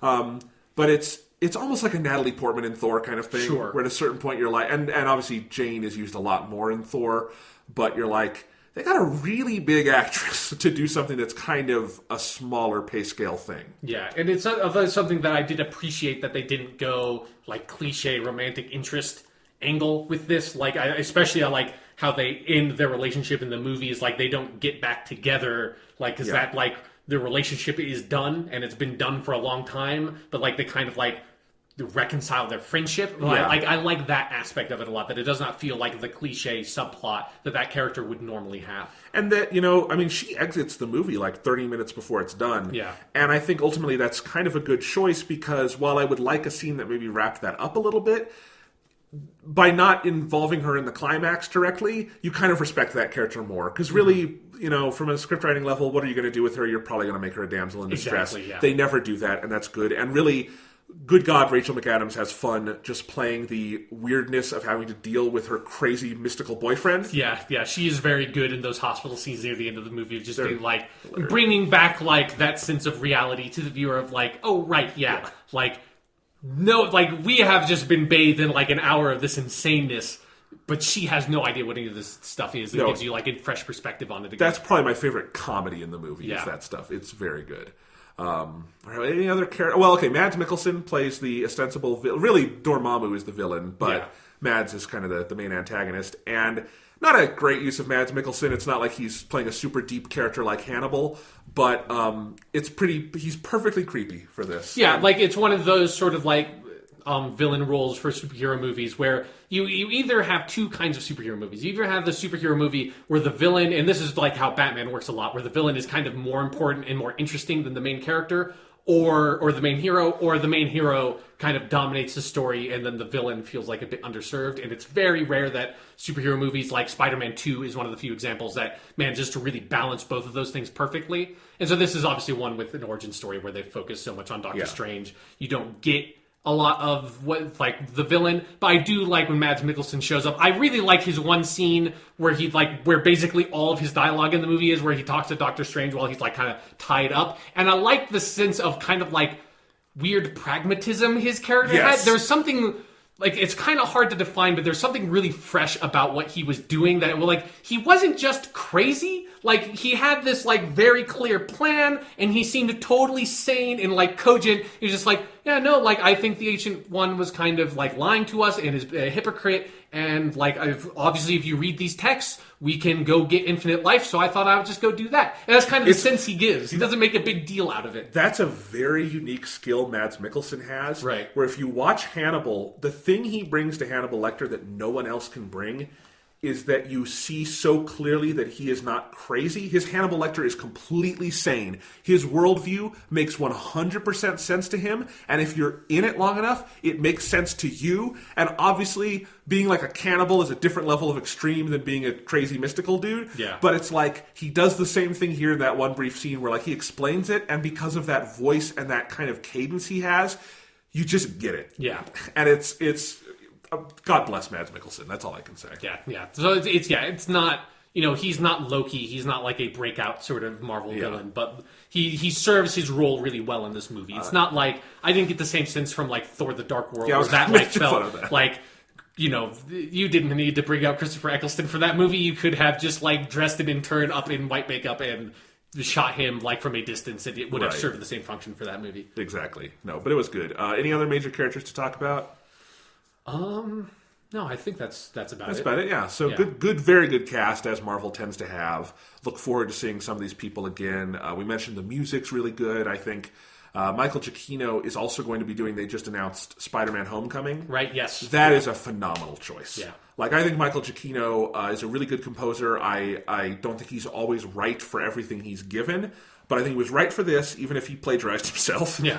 But that's fine. It's good music. Yeah, you can do that. Do that. That's fine. It's okay. I wish he would have done it in a year where he hadn't already just come out with a Star Trek movie also, but... Yeah. But I think that's a good choice for Spider-Man, because Spider-Man needs a strong musical identity, and Giacchino can give him that, while also giving him, I think, the right kind of cheerful musical identity. Because Spider-Man shouldn't have... I mean, sometimes you need the sad music, but Spider-Man's got to have, like, a triumphant theme. Yeah. And if we can't just do the Danny Elfman theme again from the Sam Raimi movies, which I would be fine with. Yeah, I would be totally good with that. I would accept that, for sure. Yeah.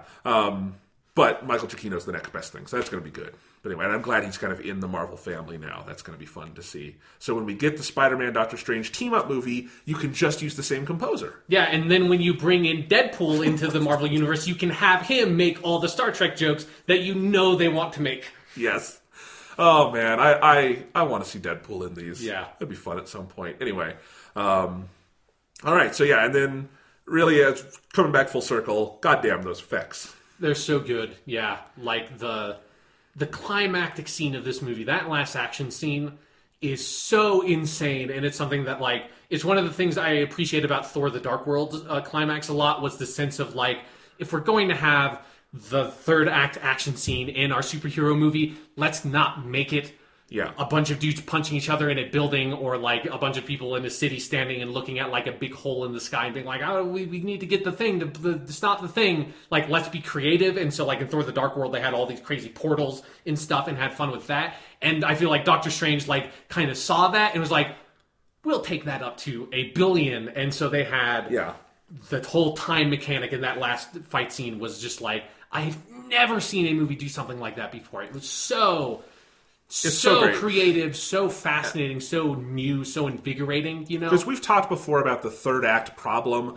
where action movies often have this great second act, and we haven't talked about the second act of this movie yet, and we should in a second. Yeah. And this one has a great second act, and you come out of that second act thinking, how are they going to top that? And they do in Doctor Strange. And it's really unique, because actually Marvel movies tend to have this problem in spades. Like, Ant-Man, I think, really kind of falls on its face for me in the third act. It's got just a really boring climax. Guardians has a fun climax, but it is the glowing dudette in the sky, and we gotta stop it. It's not Marvel Studios, but the Wolverine movie is like kind of the poster child of like recent superhero movies for having a very bad third act compared to what came before. Yeah, but Doctor Strange doesn't have that problem at all. And in talking about that second act, though, there's tons of good stuff where they're in the city and where they're in the Sanctum Sanctorum and all that. But that's also where we meet the Cape, the cloak of levitation. Good. That's like the best character in the movie. Yeah, I don't remember if that was a thing in the comics or not. Now I really want to go look up and like find out. He has the cloak in the pictures, but yeah, I mean, like the cloak of levitation is a thing. I mean, like it being kind of a character. Okay. I don't know if that was something from the comics. It's like, one of my favorite comments about the movie was Drew McWeeny, formerly of HitFix, said in his thoughts on this movie that the cloak of levitation is apparently played by the magic carpet from Aladdin. And that's so true, because it's got that same kind of personality. Yeah, like them doing that where like I just like how it like sort of like builds up in that scene where he's just fighting Mads Mikkelsen, where like it kind of stops him from getting stabbed a couple of times, and then it starts like really interfering, and then you have that great shot of of Benedict Cumberbatch trying to go grab the axe, and he's just like running in places. The cape is pulling him backwards. Yeah. No, it's good. And I have to say, I got a new favorite superhero costume for live action. Yeah. Once he's got the whole ensemble together and the goatee and everything, that is like as close as a human has ever been to a comic book character, and I fucking love it. Yeah, so, it is another in a long line of Marvel just saying, fuck it, we're going with what this character looks like from the comics. We don't care if it looks kind of insane, because it looks fucking awesome. It is so great. So formerly I'd said my number one live-action superhero costume is Daredevil Season 1, where it's just the black stuff. Yeah. This is my new number one. I fucking love it. It's really good. And I particularly love how ridiculous it looks when he's standing around in New York. Like, with that whole ensemble on, you have all the other, like, monk people standing around, and it's good. God bless Benedict Cumberbatch for growing just the exact right goatee for it.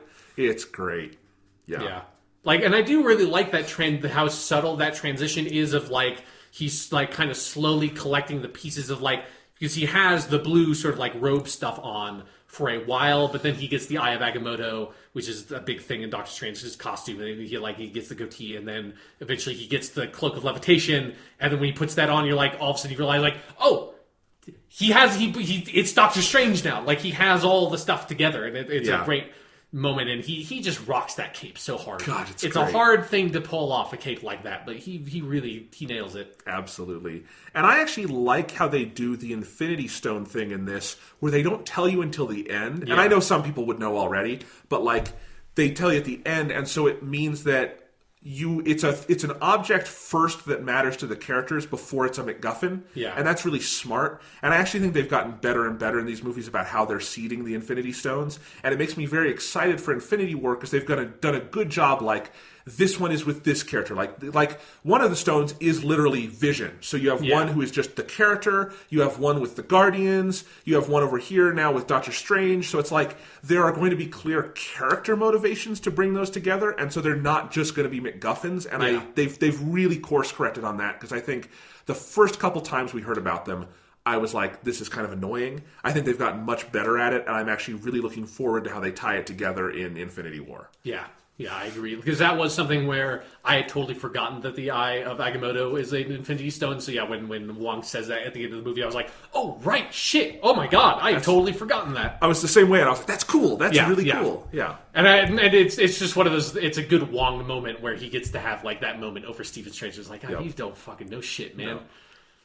Yeah, it is. There's almost like an undercurrent of like a white privilege narrative going on here, where there are a lot of people of color in that sanctum who have done a lot more work than Stephen Strange, and they don't get to be the Sorcerer Supreme. Yeah. It's kind of funny when you think about it. Yeah. But, anyway, it's a good movie. Yeah. There's something else with the movie that I appreciated, that it's not like this very... like, it doesn't have like this very strong thematic argument that it presents, but I did think that they did a good job of having this sort of thematic through line of, I feel like what the movie is about ultimately is like opening up your mind to possibilities and being open to new knowledge and stuff like that. And I like, particularly at the end, the last sort of conversation between Stephen Strange and Mordo, like ignoring like whatever happens at the post-credit scene, I think is a very good illustration of where Mordo has been wrong, and like something that I like, that there's a sort of subtlety to his character I appreciate, and where like Stephen Strange, through like his meeting with like the Ancient One and stuff, has kind of surpassed him, is that Mordo went to like, like whoever was in his past life was closed-minded like Stephen Strange. Like he indicates that early in the movie when he's talking to Doctor Strange, and then encountered the Ancient One and all this mystical stuff and opened himself up, but then you get to this point where he has closed himself off again and is just like this dogmatic person who like hears the teachings of the Ancient One and the scripture and all this stuff and just adheres to it dogmatically. And I like that they contrast that with Stephen Strange approaching it with an open mind, and the Ancient One having approached it with an open mind and realizing, that there is no such thing as forbidden knowledge, and there's no such thing as like dark knowledge. It's how you use it, and you have to be careful, but like you have to be more open-minded about this stuff because it's complicated. And I like that at the end of the movie. I think it makes it a lot richer than just like another random like superhero movie. There has a heart there that I appreciate. Absolutely, and I think they've set themselves up for a great sequel. I am really excited to see a sequel where they can just, there's no origin, they can just go batshit insane from the start, and they don't have any of that baggage. Not that that was a problem with this movie. This is a really good movie, but like I hope Scott Derrickson and everyone comes back for another one, because I think audiences are going to want it. I think this was a home run. Yeah, like I want to see what they do with Mordo. I want to see more Doctor Strange and Wong. I want to see their relationship develop, and most importantly, I want to see them go to more just insane dimensions and like see what else they can do, because it's like, I bet they had so many ideas of crazy shit to do with this movie. It's only a 2-hour movie. There's only so much you can put in. So I want to see what insane stuff they couldn't quite fit yet. Yeah, and I love that how they're doing this Marvel right now is that they're kind of overlapping. So they're introducing the new generation of heroes. That Doctor Strange is going to be kind of, I think, one of the leaders once Robert Downey Jr. and Chris Evans stop doing this, right? And so, but they've overlapped it. So we're going to get Doctor Strange in a Thor movie. We're going to have them all interact in Infinity War. And if that's it for the old cast, we'll have at least gotten that overlap. And it'll be a really smooth transition. And I think if they can make more movies like Doctor Strange, if, Captain Marvel is up to this snuff and all that, I'm very excited for the new generation of Marvel. I totally forgot they're making a Captain Marvel movie. Oh, man. With fucking Brie Larson. It's going to be great. Yeah, then also thinking about like the other like new Marvel characters, I am really excited about the idea of Doctor Strange and the Guardians of the Galaxy. Those characters, like Doctor Strange and Rocket Raccoon together in a room, there are some really fun scenes you could write with those guys. In a weird way, of all the characters they've introduced, Doctor Strange will be the easiest to just do overcrosses with because he can go anywhere. Yeah, exactly. Like there's such a high bar you have to hit to like confuse Doctor Strange. Like there's such a high bar you have to reach of insanity to make him not fit in a setting anymore that like no other hero is going to hit that. Like he could just walk through a like portal in space time and end up on like the Guardian's ship and just like say like, hey, what's up? Like I've detected with my magic bullshit that there's something going on over here, so I decided to help out. Yeah, no.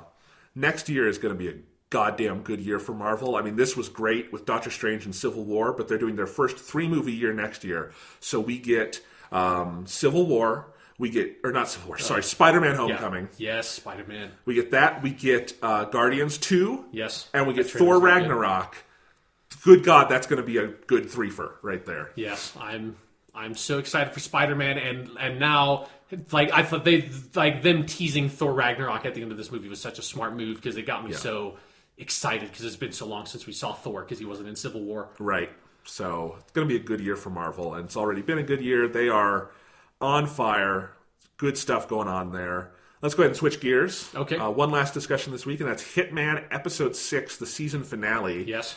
Maybe we can do, in a different episode, a more full discussion of the season as a whole. Yeah. But just for the season finale itself, this is the Hokkaido episode. Yes. The last of this first, batch of Hitman, which we've talked about before, is this really interesting model where they're doing it episodically, and they've released each episode as like an open world map, and you have you're meant to play it over and over again. And so we've come to the end of that first road. What did you think of episode 6 in Hokkaido? I think it's really great. I love this map a lot. I haven't had as much time as I want to spend in it. I've only gone through it a couple of times. I'm like level 8 or 9 in terms of my progression on it, just because like I have other games that I've been playing. I've been playing like Call of Duty, and I have Dishonored 2 now, and I want to play it. I haven't had time to start that yet. But I think it's a great map. I think it's a good season finale in a lot of ways. I wish like some of the story stuff was a bit more like definitive. Like it felt like the Colorado map was really spinning something up with the story that I think the Hokkaido map doesn't like fully follow through on that. But in terms of the actual like experience of playing the map and the opportunities and the construction of it, I just like how different it feels. I like the mechanic of tying like keys to doors with specific disguises is such a fun twist that like changes the way you have to like sort of think about how you explore the environment. That I just think it's very creative. It's a very beautiful looking map. There's some like gorgeous vistas and stuff in it. It's definitely beautiful looking. I didn't like this one. Oh, okay. And I don't want to be like negative with it. Like it didn't make me mad or anything. I just didn't respond well to it, and I've tried to make myself play it more. And like several times I've sat down like I'm going to do the whole thing again. I'm going to get into this more because I did not really like it on my first playthrough. Huh. And so, but I don't know, like I have never been able to, like I've tried it several times and I just haven't gotten through a playthrough of the map again because This one just felt kind of tedious to me. And while I have really liked Hitman so far, and I think it's a really cool achievement for this amazing year in video games. And a unique achievement, I think. This one kind of brings out to me some of the things I haven't liked in the Hitman game so far, which is that it's just, this one to me is a little too slow and tedious, where Colorado was easily my favorite of the 6 in retrospect, because I think that one was so active and had so much to do, where sometimes the game just could sometimes feel a little too slow for me, where I'm waiting for things to happen, and I kind of, if I mess up, I have to do this whole timing thing again, and it could be a little tedious. That's kind of all I felt about Hokkaido, where there's a lot of stuff where, like, setting things up, this one they're clearly going for something much calmer. You don't bring a gun in with you, any of that.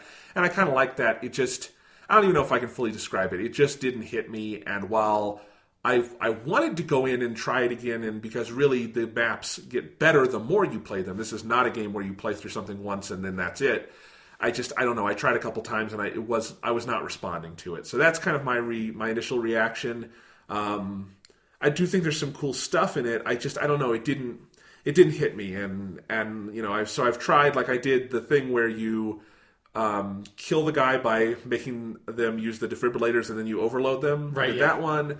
I did the sushi cutting with the blowfish thing. Yeah, I did that which one. I think that one's kind of fun. I did the yoga instructor thing, although I could never quite get it to work. That one was tough. But anyway. Like that one's sort of hard to set up for sure.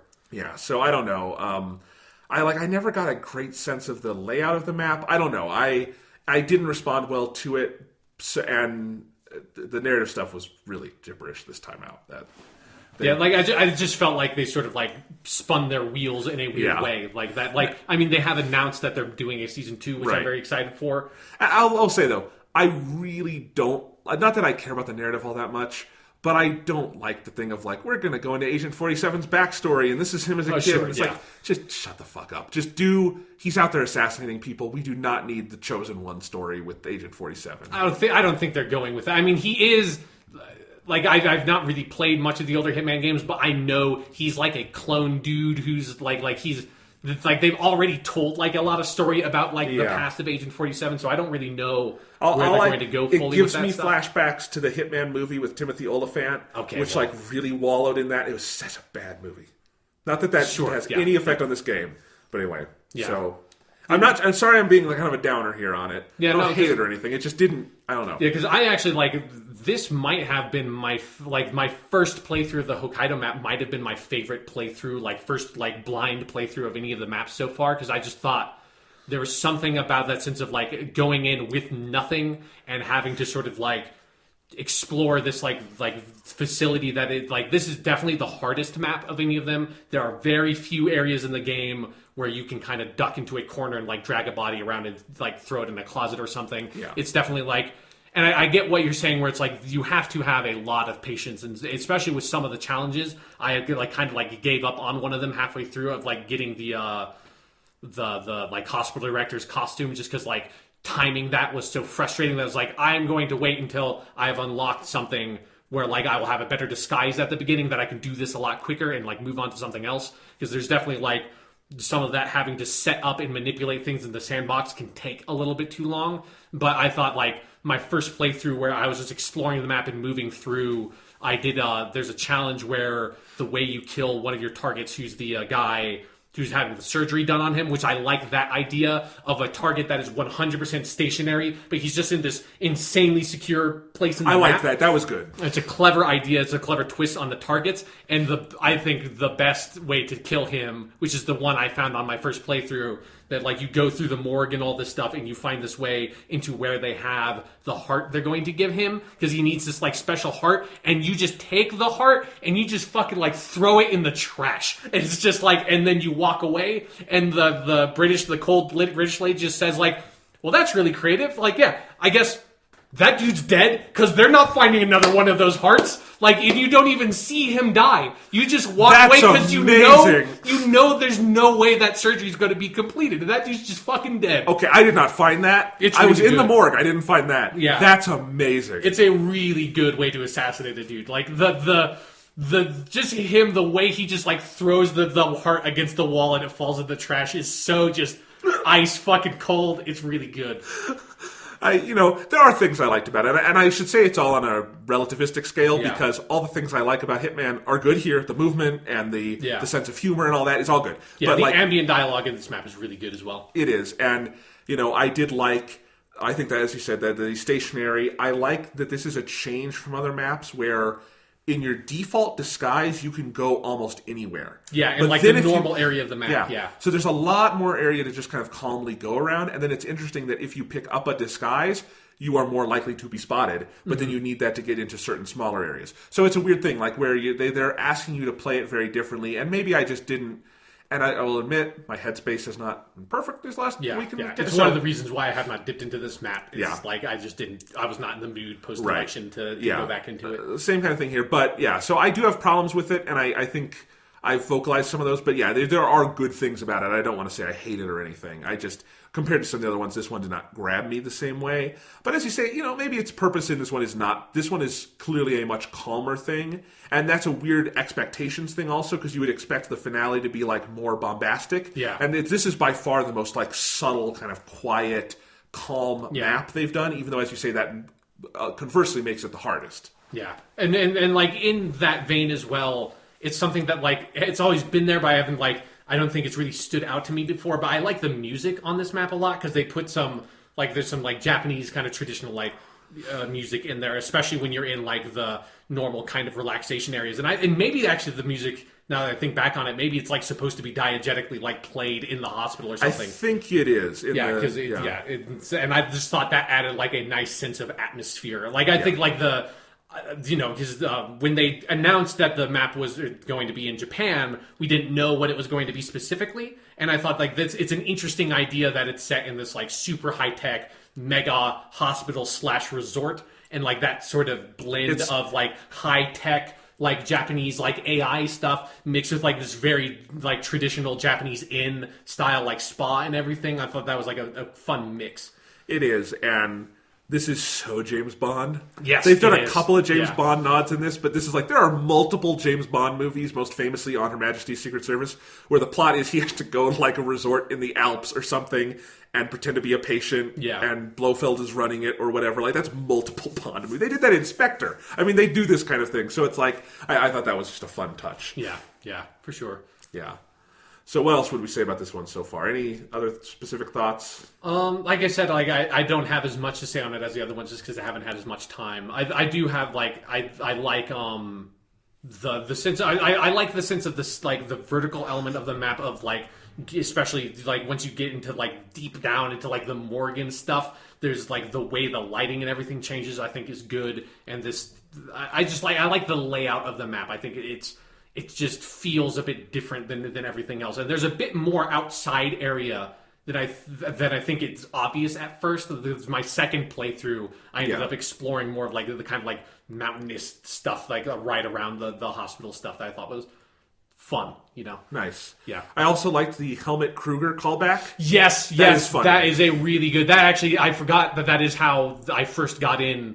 to that area, where you find the guy who wants to get his face changed to look like Helmut Kruger, who's a fashion model in the Paris map that looks exactly like you. And I love, because you get that opportunity, and then I walked over to the guy, and then he sees you, and he just walks up and he's like, hey, what are you doing, man? Are you trying to take my look? Because he's got his head all bandaged up, and then I just walked into a bathroom, and he followed me, and I just closed the door, and I just hit the dude in the face with a wrench, and I took his costume. But the best part about that is that when you go and get the bandages removed by the surgeon, and he's like, "This is amazing. It's really good. Like there's no scarring." And he goes like such details like, "There's no scarring on any of the facial tissue." It's like it's almost as if you had never had any surgery at all. I'm saying this is a very emotional moment for me, and he just starts crying. And then that's when you knock that dude out. Yeah, that's when you hit that dude in the face with another wrench, and then you take his clothes, and now you're the surgeon. No, I'm giving this map too little credit. There's some very fun and funny stuff on it. Yeah. So did you see the two resort employees who are like playing on the DDR mat in the basement? I like that a lot.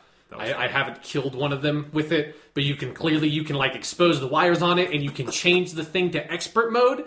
And I didn't have a screwdriver, so I couldn't do it. But I suspect that means that you straight up kill one of those dudes by making them place DDR so hard that they sweat so much that it like gets them electrocuted.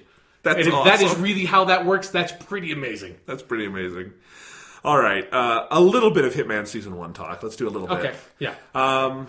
I said my favorite map was Colorado. Yeah. Do you have, by instinct, a favorite one so far? I really want to play the Hokkaido one more just to sort of get a better sense of it, because I like it. Because again, like I haven't done like half of the opportunities and stuff in that game, in that map. So like, it could be one of my favorite maps. I just don't know. I think the two ones that stand out to me the most I like were Sapiens and Colorado. Okay. Like I think that they represent to me like two sort of extremes in different ways that I like a lot. That the Sapiens map is very big and sprawling, and there's so much, like that's the biggest one of all these maps. There's just so much stuff in that, and that map is still like, whenever I go into it, I feel like there's stuff I haven't, like I see. Sapiens is huge. It's huge. It's like labyrinthine. It's crazy. And then the Colorado map is the exact opposite of that. It's just super compact, and there's just so much going on because there's so many targets moving around all over the map. I like that one a lot as well. Yeah, Colorado's definitely my favorite, and it's the one I engaged with most, and I think that's why, is because I liked it so much.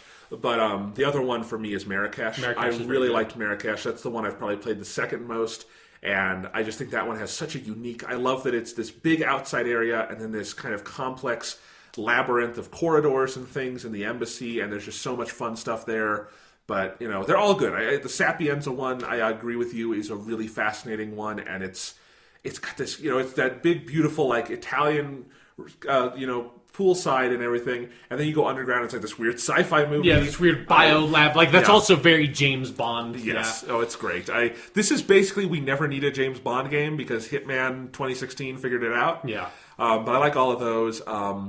I still have not played a ton of it yet, but the Mumbai one, is that it? The hotel? The Bangkok one. Bangkok. I don't know why, because that's exactly what you thought it was when we did the episode talking about it, so I don't know what's wrong with you. It's because Bombay and Mumbai are the same thing, and Bombay sounds like Bangkok. That's where I'm coming from. Okay, I don't think Bombay sounds that much like Bangkok, I'm getting weirdly racist. I'm sorry. Okay, I mean, it's not weird when it's you. Okay, well, jeez. Anyway... this is Trump's America. You can be as racist as you want, my friend. Well, silver linings. Yeah. Anyway, no. And the Paris one is not my favorite, but I like Paris. And I still want to give a shout out. I think the two prologue maps are really good. They are good, yeah. And those ones I had a lot of fun with too. But no, this game was consistently so much better than it needed to be. Yeah. It's in a year that has a couple of pretty huge surprises in the skies of like Digimon Story Cyber Sleuth and Doom, in terms of like games you didn't expect were going to be great and just kind of came out of nowhere. This one might even like top that, because like not only is it a franchise I've never cared that much for, but like it is a business model that traditionally I've felt was terrible for video games, and like this has so changed my tune on what episodic games are, what they can be, like how I feel about them. Like, I want to see more games look at what Hitman did with that business model and like figure out other things to do and like deliver it that way, because like the episodic model I think absolutely made this game work, and like this franchise work for people like me who have tried Hitman in the past, like Hitman Blood Money, and didn't quite get it. And there's something about getting that map and then like only having that map, so like you have to play it multiple times, that forces you to really see the beauty of like the clockwork design of these worlds and how much fun it is to play around and mess with that. And that's an incredible thing. Like it's so rare that you find something like that, that the structure of how you deliver something changes the way you consume it to a way that like makes it that much better. Absolutely. And I am going to be very sad this time next month when there's no new Hitman. Yeah. Because it's been a blast to have these monthly, and I think, man, Season 2 can't come soon enough. I will give them my $60 happily. Yeah. I'm glad that they're going to keep on supporting this one, at least with like elusive targets and more like that kind of stuff, because I've enjoyed going in and doing those when I have the time. Still haven't successfully gotten an elusive target. It took me one or two to like get the hang of it, but those are a lot of fun, especially when like you get one of those elusive targets things and you pull it off and it is like right on the edge. It is some of the most exhilarating experiences I've had in a game this year. And I want to say, like, one of my favorite things in this game that I have just, like, I haven't had time to engage with it that much because they're kind of time consuming, but I like the escalation contracts They're a lot. Of fun. Yeah. And I started doing the one in Hokkaido, and I need to like level up a little more so I can have the resources I need to do it. But I'm excited to do that because on face value, I was kind of enjoying the way that one's set up even more than some of the things in the main mission. So I think that kind of stuff is really smart. This is one of the most overwhelmingly content-rich games of the year, to the point where I kind of pity you if you haven't picked it up yet because it's going to be a little overwhelming. Like I'm so happy I've been playing I started playing Hitman like halfway through this season because there's like, if I didn't have that much time to like dive into these maps so much, I don't think I would be able to do it because I have every map other than Hokkaido to level 20 now. Like I played through them a bunch. I've done some of the escalation stuff. And like you, like I wish I had more time to go in and play the escalation missions more because they are a lot of fun, but they take a lot of dedication to get all the way through. But yeah, like I'm looking forward to whenever there's a bit of a lull in game releases. I think Hitman is a game I can just always go back to and say like, I want let's load up like Marrakesh and do the like 5 challenges that I hadn't done. Even though I'm level 20, like I want to do more. I want to do these escalation missions because you can do some of the challenges in the escalation missions. So nice, yeah. And God, like, doesn't Paris have like 30 escalation? Yeah, missions? because they've been just kept on adding stuff to the content they've already released as they're releasing new content and new content for the new content. It is infinite content, pretty much. All right, so that's it for this week. We will be back. I think we'll be back next week. Yeah, there's other video games I've been playing and stuff like Call of Duty that I want to talk about, but there's not time on this podcast to get into all that stuff. You're not going anywhere for Thanksgiving? No, I'm not. Right so here. I don't think we'll have a break for Thanksgiving or anything. Next week, Pokemon Sun and Moon comes out. I doubt I'll have played enough to like give a full review, but I'm getting it the day it comes out, and I'll give some thoughts on that. So a lot of video games have been coming out. Yes, so I've basically got 3 more big ones I'm doing this year, and that's Pokemon, Final Fantasy, and The Last Guardian. And that'll probably be it for me in 2016, unless I find some small things along the way. Yeah, but, I'm like halfway through XCOM 2. I didn't know you were playing that. Yeah, and I'll talk about that on next week's podcast when I put more time into it because I don't actually really want to give impressions until I've done a bit more of it. But I'm going to play more of that. I need to start playing Dishonored 2. I haven't really touched the multiplayer of Call of Duty at all. I've played a little bit of Modern Warfare Remastered multiplayer, which was fun. But like I have that I want to do. Then obviously Final Fantasy 15 comes out in a couple of weeks. Then The Last Guardian. Then probably something else will have popped out of nowhere that I will want to play as well. Because there's still like a couple of smaller releases like Abzu and Thumper that came out that I want to play. That it's like I don't know if I will have any time to play them because I still need to play more Hitman also. Yeah, my list for like of games I've played this year is so big. Yeah, and I was looking at it after I finished the Call of Duty single player, and it was just like because I have the list of all the games I've played, and I put that one in there, and I just looked at it as like. Fucking shit. And then I went and I like sort of like put in all the games I know I'm getting that I have pre-ordered and stuff like Final Fantasy 15. It's like, seriously, fucking shit. This is a lot of games. It'll be a fun episode I'm not even putting Persona 5. I'm not counting that for my top 10 list. Yeah. Well, nice. So, we'll have, that'll be one of our year-end episodes. It'll be a blast. So I think we're going to be going strong through the end of the year. I know we took a little time off, but we're back. We're having fun. And, everyone stay safe out there and have a good week. Yeah, hey, Hitman's always there. It's hone your skills to how to infiltrate and execute and survive in hostile environments in Hitman because you never know when you'll need it in this brave new world of ours.